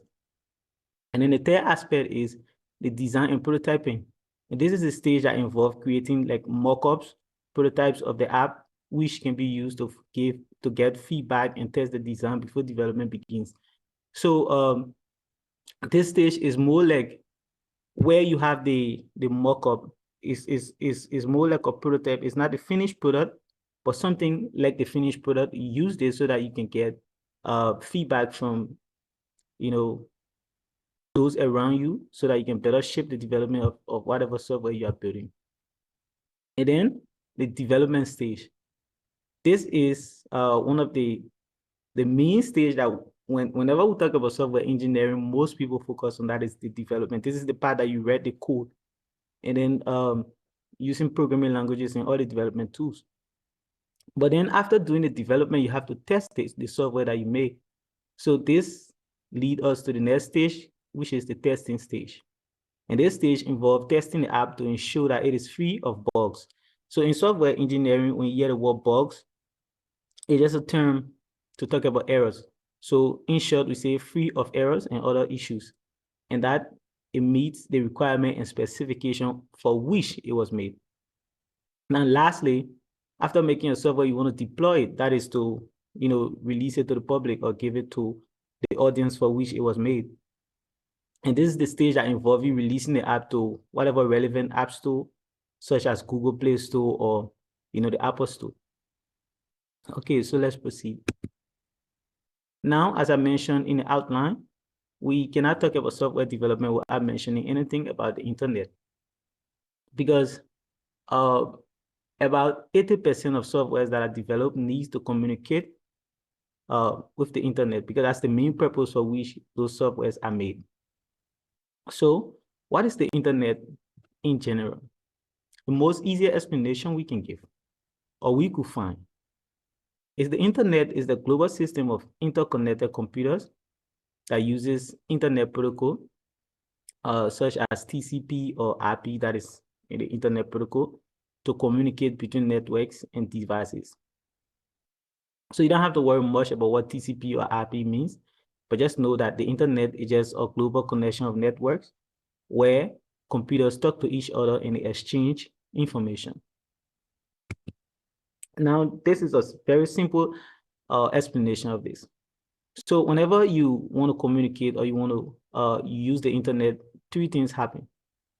One, you need a client and you need a server. So the client is normally your laptop or your phone, and then the server is where the files of whatever software you want to access over the internet is located. But then in the middle of the diagram you see on the screen, you're going to see something like Internet Service Provider, in short, ISP. So if you're from Liberia, you'll be familiar with Orange and Lone Star, or probably in China, you'll be familiar with the China Mobile or China Telecom and so forth. So these services provide medium, or they provide a means in which our client will be able to get connected to the server, because this can be done using a wire connection. Let's take, for example, I'm in a building and probably I'm on the 5th floor. And then the server is somewhere on the 1st floor. if my computer want to access whatever files on the server, I can just use a wire connection and connect to the server. But then, assuming that that will come a lot of challenges, because looking at the way our world is connected now, if we use that kind of connection, like we need some really huge cables that are going to be, all around the place. So that's where wireless connection came in. And then we start using something like WAN, wide area network, and all that. Even though to some extent we have the wire connection that is fiber optics, but the point is the internet service provider make the local client using have access to the internet, so you'll be able to access files from the server, and that file is going to come back to you as a response and display on your whatever browser as a web page for you to see. Simple explanation for that.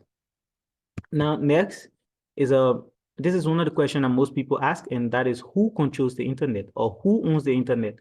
The internet is owned by no one. That's the first thing. Now you see big names like China or the European Union, Russia, or the US. You see sometimes those people they play a major role in content, how it is displayed in over the internet. Let's take, for instance, China. China has a policy that certain apps cannot be displayed or cannot be used in a country. That didn't mean that China somehow stop the internet in China from accessing Facebook, Google, and whatever. All they did was they just placed on restrictions on the internet service provider they have here. So let's say people like China Mobile and China Telecom, and they pass a law that those people should configure that system in a way that Facebook and Google should not be accessed to it. That's just all. So even as that, because no one controls the internet, so if you use VPN, you can still bypass that law. So that's the reason now they have to make it mandatory that VPN is also illegal, because they want to put stop to people accessing those services for their own personal reason best known to them. So the idea here is no one controls the internet, because the internet is a network of computers that all depend on each other to exchange information. Okay, so let's look at some useful tools for software development. Whenever you are developing software, you need somewhere to operate. You need a playground. And this playground is not just any playground. Like you saw in the previous presentation when the speaker was talking about how to create link for phishing and all kinds of things. We needed to use something like a VMware or a virtual machine. So in hacking, that is a playground for hacking. So for programming also has its own playground. Like for example, VS Code, Sublime Text, Notepad++, and IntelliJ. These are all integrated development environments that allow you or made it possible for you to be able to do your computer programming or your software development. Okay, so let's look at some useful tools for software development. You need a knowledge in database. If you want to be a software developer, you will need a knowledge in database, because it's impossible to mention software that don't need somewhere to store some form of data. Every software needs to perform certain tasks, and in performing these tasks, data are going to be generated, and those informations will need to live somewhere that upon usage, like future usage of that app, you'll be able to retrieve them. So it's very important or cardinal that as a software developer, you understand the concept of databases. Now, there are many types of database. They have the NoSQL and the relational database. For example, Oracle, MySQL, Postgres, and SQLite. These are all different types of databases. One of the popular ones among like on this list is the MySQL. So just know that in mind. Now, that brought us to the first aspect of our presentation. Now we're going to go into computer programming and development. So in this session, we're going to look at what is programming. We're going to look at who programmers are, and we're going to look at what do you need to be a computer programmer? We'll also highlight 9 things that all programmers should know and the important knowledge that all programmers should also have. And we're going to look at which programming language should I learn? This is a question that most people ask me sometimes, like which programming language you think I should learn and all that. Then lastly, we're going to take questions and answers, and then we call it a day. So what is programming? Now, programming, like I mentioned, is not software development is different from computer programming. Now, software development is the process that you have to go through to create an entire software, and programming is one of that activity. So, for example, programming is the process of activity of writing computer programs or software. To achieve this, we need to write languages that the computer can understand. So you cannot just speak English to the computer and then the computer make a program happen, even though the languages you're going to write is somehow look like English, but they are not English. I hope that makes sense. So programmers are just people who do computer programming. Simple explanation. Anyone that do programming, they are programmers. And most of the time, so the image you see on the screen here is yes, it's an example of someone who's doing programming, but you just need a single laptop and you flow through it. Sometimes, if for the sake of productivity, maybe that kind of basic programmer who's working on very huge app and those kind of things, then maybe you can get multiple streams, but it's not always the case. These are just things that people just do, maybe, I don't know, to look cool. Now, the next thing is, what do you need to be a programmer? Now, these are basic skills like you need if you want to be a well-seasoned programmer. The first thing, you have to have strong problem-solving skills. And this is something that anyone can do, right? Because as far as we're concerned, from the day we were born up to present, we've been solving we've been facing problems, and somehow, some way, we've been coming out of those problems, solving our own problems. So once you have the ability to solve problems, it means you have the first step to be a programmer. Now, the next thing is you should have strong programming skills. Now, the programming skills is just know at least one programming language. And that's why you see the next option that say familiarity with one or more programming languages. For example, Java, C++, Python, C#, and JavaScript, and so forth. You at least know one of them. I hope I'm not moving too fast. I think you're okay for mine. Okay. It's okay. It's okay. Okay, great. So now, also the next thing, you have to have some strong understanding of computer science concepts. Now, example as algorithms, data structure, software design, patterns, and all that. One of the things that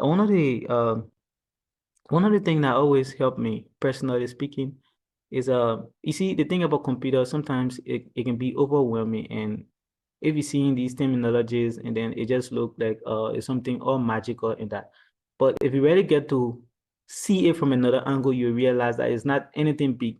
Simply because this thing was, this was a course probably that was written by, let's say the white people. And these are people who invented English. So they try to find the best, words to use them. But if this was something made by librarian or made by some African and so from where we have to use our own jargons and things, you realize that these are not anything much. For example, algorithms. Algorithms is just the step in which you solve problems. Let's say you need to cook a food, or you need to cook something like from library. You need to make tea. Now, in making tea, what are the process involved? You first need to make you need to get boil water, right? Water need to be hot at a certain temperature, and then you need sugar. You need the coffee or cocoa, and then you need the milk, and you need a cup. You need a spoon. So each of those things have to come one step at a time. For example, you can take the milk and then put it in the water when it is cold, or you can take the sugar and put it in the cup without putting the water there. So everything have to happen in a sequential order. It has to happen in a sequence. So because of that, you follow the appropriate channel, and then you have yourself a very good cup of tea. So that's just the simple explanation of algorithms. It's just the step in which you use to solve a problem. Now, data structures. Data structures are just, for example, everything is a data. Now, the pictures, let's say you go on Facebook, you post a picture, that's a data. That's a data. You type something, is a data. And then you record a video, you post it on, let's say TikTok, that's also a data. You post something on your story, these are all data. But then these data, they all have their own structure that they have to be placed in so that the computer can understand and work with them properly. So in working with this, you need to know how to structure them. If this data is like in the image category, where to place them. If this one is it has to do with videos, where to place them or how to do them. And another form of data structure is also like a string, like numbers, those data that are relating to number, how to categorize them. The ones that are relating to words, how to categorize them and all that. So it's not anything big, it's not anything so complicated. Maybe the name may make it to look like that. Now, another thing is the software design patterns. Now, software design pattern is the way in which you design the software. So, for example, there are many ways to do software designing. Now, especially as it relates to programming, let's take, for instance, they have something called object-oriented programming. And that's before this object-oriented programming, that is OOP, before it came about, coding computer program used to be very difficult, because when you have to write something, you'll notice that you'll be doing a lot of repetition in the code. And object-oriented programming going to help you to just write maybe one function, and then you can use that function multiple places in the code. So instead of writing maybe a function 100 times, you can write it one time and then call it 100 times. I hope, if that makes sense to you. Now, I think I noticed that I jumped was something like the familiarity of development tools and framework. So for example, Git. Now, Git it has to do with something called version control. Now you notice every time you using an app, you always tell you say update, update, update. Whatever application or whatever software you're gonna develop, you always have to update, that app, because as the app is being used, new features will have to be introduced, and from user experience, you want to make sure you improve the design, you give your user better design, maybe make the app more faster and make it more sleek to use. So, but to use this, you need something called Git. Git is a versioning control system. Other people know it to be GitHub. Is a way GitHub is the platform. Is a way that if you write your code, let's say you want to build a simple login system, you build it today and you want the homepage to get red background. So they assume this month, which is January, you did your code and you give it red background. You push it to GitHub. You call it version 1. Now, after 2 months, you say, okay, I'm going to do another version of this. That is, you're not going to change the previous code you wrote, but you're just going to take that code, you make some changes to it. Maybe you decide to give it blue background this time around. And this time around, instead of just it being logged in, you add a register function also to it. And then you push that also to your audience. Now it became version 2. So the way in which you have to manage those things is called GitHub. So as a programmer or a developer, you need to understand that, because always you have to make updates to your code. Now, the next one is you need to have strong communication and teamwork skills. You have to be someone who's very good at working in team and having some good communication skills. This can be very challenging, especially when it comes to communication skills as a programmer, but this is something that you need to do. Now, the strong attention to detail and ability to debug. So also, you have to have something called, you have to have that laser focus, because whenever you're making a system, you can just run through it. You know, this is engineering. You are like crafting something. So every detail count.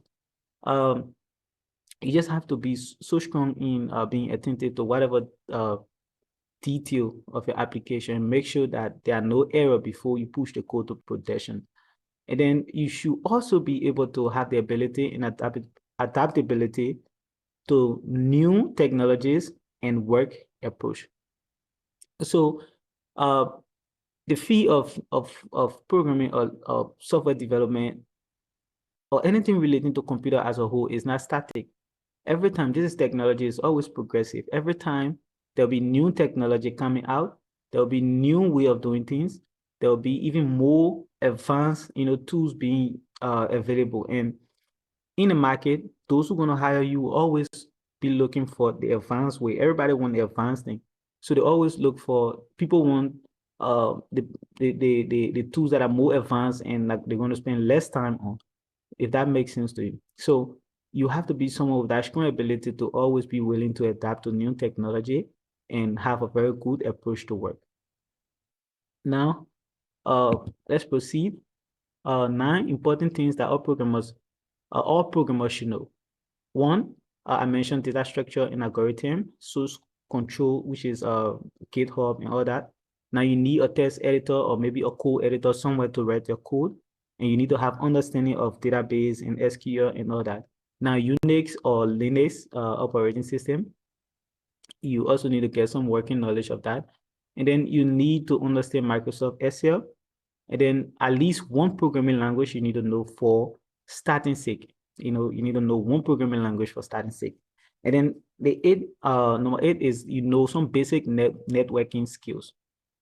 You don't have to be some networking genius or some, serious networking person, but having some basic networking skills save you a lot of stress. It help you to understand more things.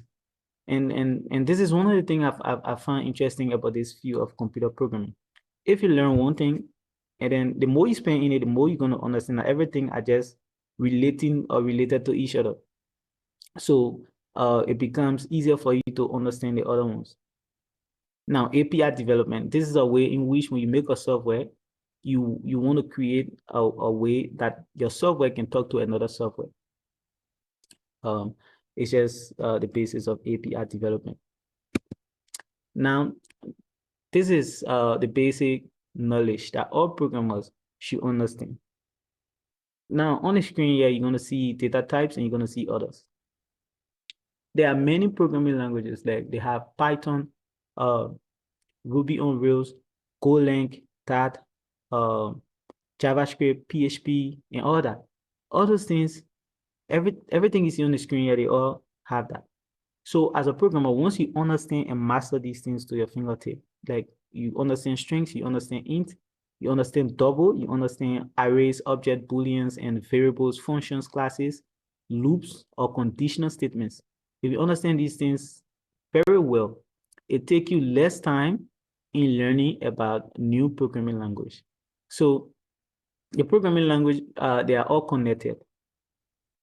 Python, PHP, JavaScript, they are all similar. So if you understand JavaScript and you know it to your fingertip, now learning PHP and Python is very easy. It's just the same. And then if you understand Java, also learning C++, learning those other languages, those other C-level language is also easy too. But among everything, C++ is the mother programming language. If you understand it, is very challenging and difficult. If you understand it and master it to your fingertip, then you're good to go, because it's easy for you to just learn the others. Okay, so now to the, I would say, $1 million question. This is a question that most people ask, like, which programming language should I learn? So first of all, for starter, like, this is not a question that can be, giving like a direct answer. Now, the programming language you want to learn has to do with your interest and what you want to achieve with it. For example, everyone has a different way in which they perceive things, or everyone has different ways in which they grab concept.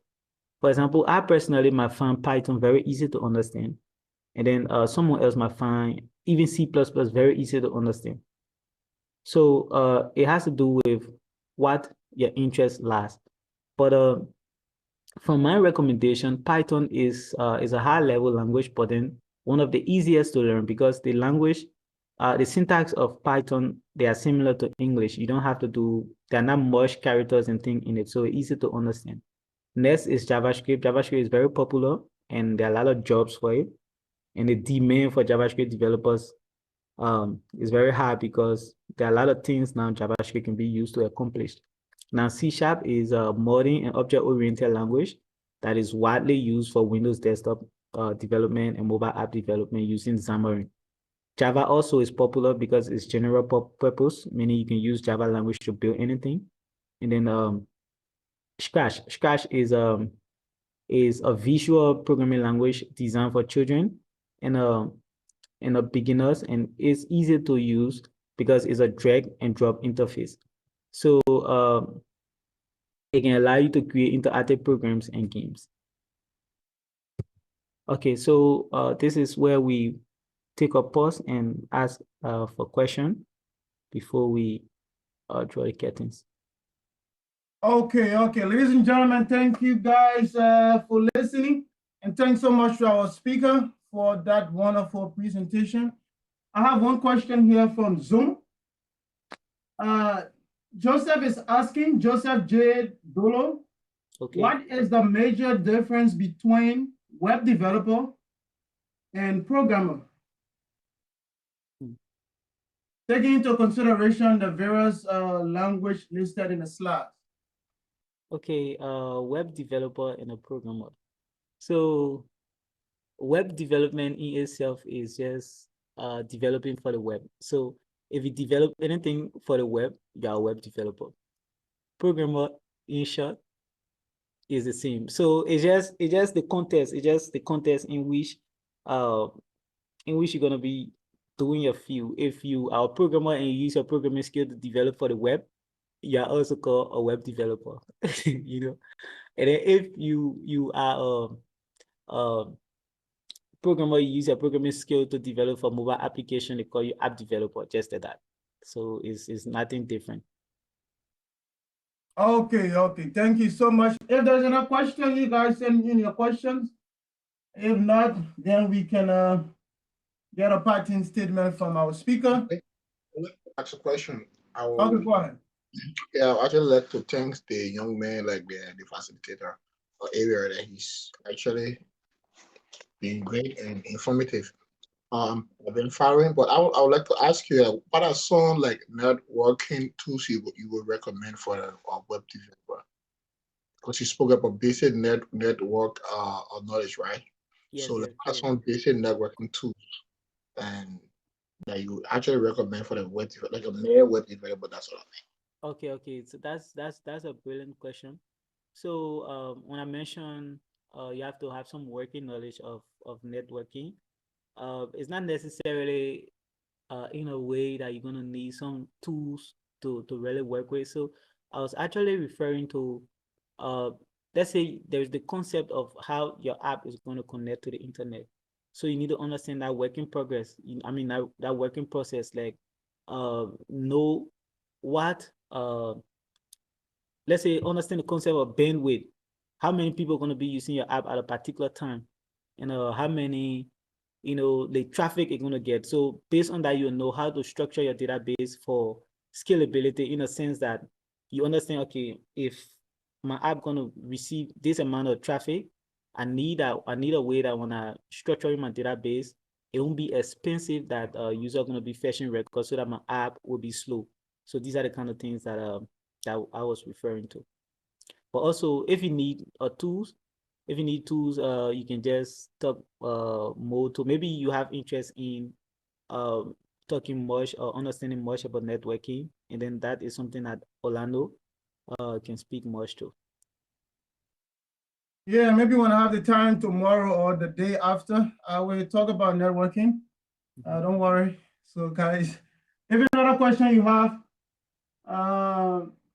please put forth your question.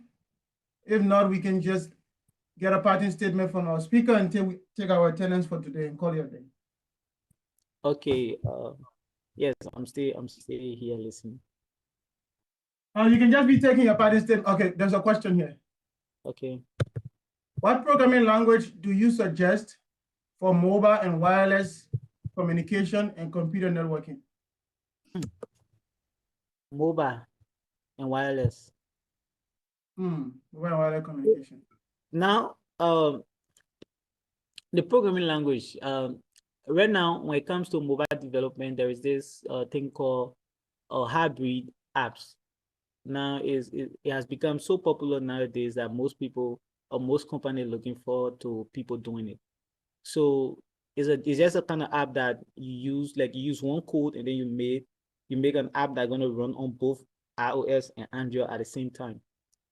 So there are popular languages that are available. For example, React Native, that was made by Facebook. So if you want to venture into the field of app development, you can focus more on React Native. And another one is Flutter. Flutter is a framework that was also made by Google. It is backed by Google. It's very famous right now. A lot of people learning it. So you can also use that. I personally recommend Flutter to use for whatever app development. Okay. So far so good. There is no other question here from Zoom. There's none from Tencent. So we can just take in your party statement. Let you go. Okay. Okay. Thank you. So, I hope you guys are seeing my screen right now. I'm not sharing a PowerPoint. I'm sharing a web page. Are you guys seeing it? Seeing a web page? Yeah. Okay, great. So yeah, we are seeing it, sir. Okay, so this is called Scratch. This Scratch was made by MIT. You know the Ivy League university in the US called MIT. You know, that like big technology school. So the purpose for this was for children to be able to learn how to code, to understand the concept of coding. So this is something that like you see on the website here, you see it says Scratch is the world's largest free coding community for kids. Your support make a difference. So on Scratch, right? It just give the idea that you can build anything from scratch. With this, you don't need to know anything about coding. It's just where you're going to be able to create software using drag and drops. Remember, it was made mainly for beginners or for children. So you can use this to build games. You can use this to make anything that you want to make. You can even make objects fly around. You can make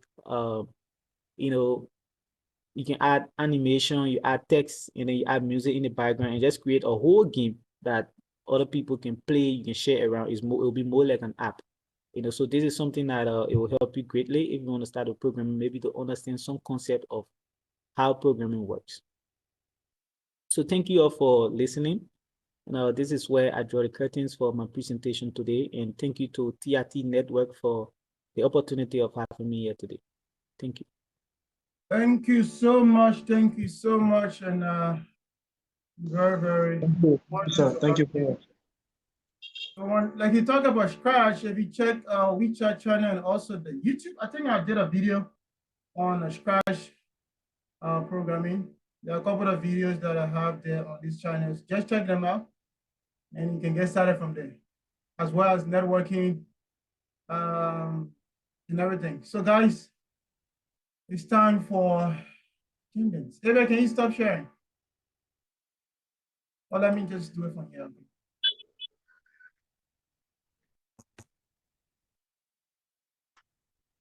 All right, so it's time for attendance, and then we call it a day. Whatever you are, just get ready for your attendance. I'm sorry, Odano, may I ask a question, please? What's the question? I'm coming. Let me see. Okay. I think Eva left already. I cannot see it. What is the question? I said I want to ask you a question regarding the Go ahead. Okay, regarding the guy who the comment we presented on this the cyberspace security. So will you mind sharing the contact sometimes that, as for me, I'm major in cybersecurity. I wish I could get more information from him. I don't know if he mind sharing his contact. Are you in China or out of China? I'm in China currently. I'm speaking from Shanghai. Okay, please ask, are you in the WeChat group, TIT network? No. Okay, try to scan this person WeChat contact, and then he will add you to the WeChat group. Okay, thanks. This one right here. Okay, so after that I can get to him, right? Yeah, after that you can get to me, or you can just yeah, you'll find me. Okay, I got a personal WeChat, so I will text you anyway. Okay, thank you there. So guys, let's do our things, and then we can talk other things if necessary. So let me just put up something here. Okay. So I'm going to take the fresh screen. Zoom Akili, people. where are you, Nakili? You don't okay, how are you? You don't. I'm taking the fresh screen in 3, 2, 1. We go. Okay, fresh screen is done. Okay, let me stay down. You're not gonna screen on. Mas Sandy, põe a phone aqui, põe a phone na. Põe a phone na. Aí alguém vai photo na. I'm being shady, let it talk too much. Recording in progress. See a beer looking at Benali. Okay, I'm taking the next one, please. I will start the recording after the attendance because anybody say they were there, and then I know I'm putting there. We can go back to the recording. Yeah, even yesterday, stop the recording sooner. No. Man, some in some undisclosed location, we're gonna be on camera. I'm gonna move from here every day in undisclosed location. Like the left, you won't be living in China, Renzi. You're not supposed to tell on your camera, don't worry. But recording the video. Oh, okay, no problem. Because I know some men trying to track us down. How is China? Okay. I mean, just say in South Korea, ba. I'm going to stop. And if you have any questions,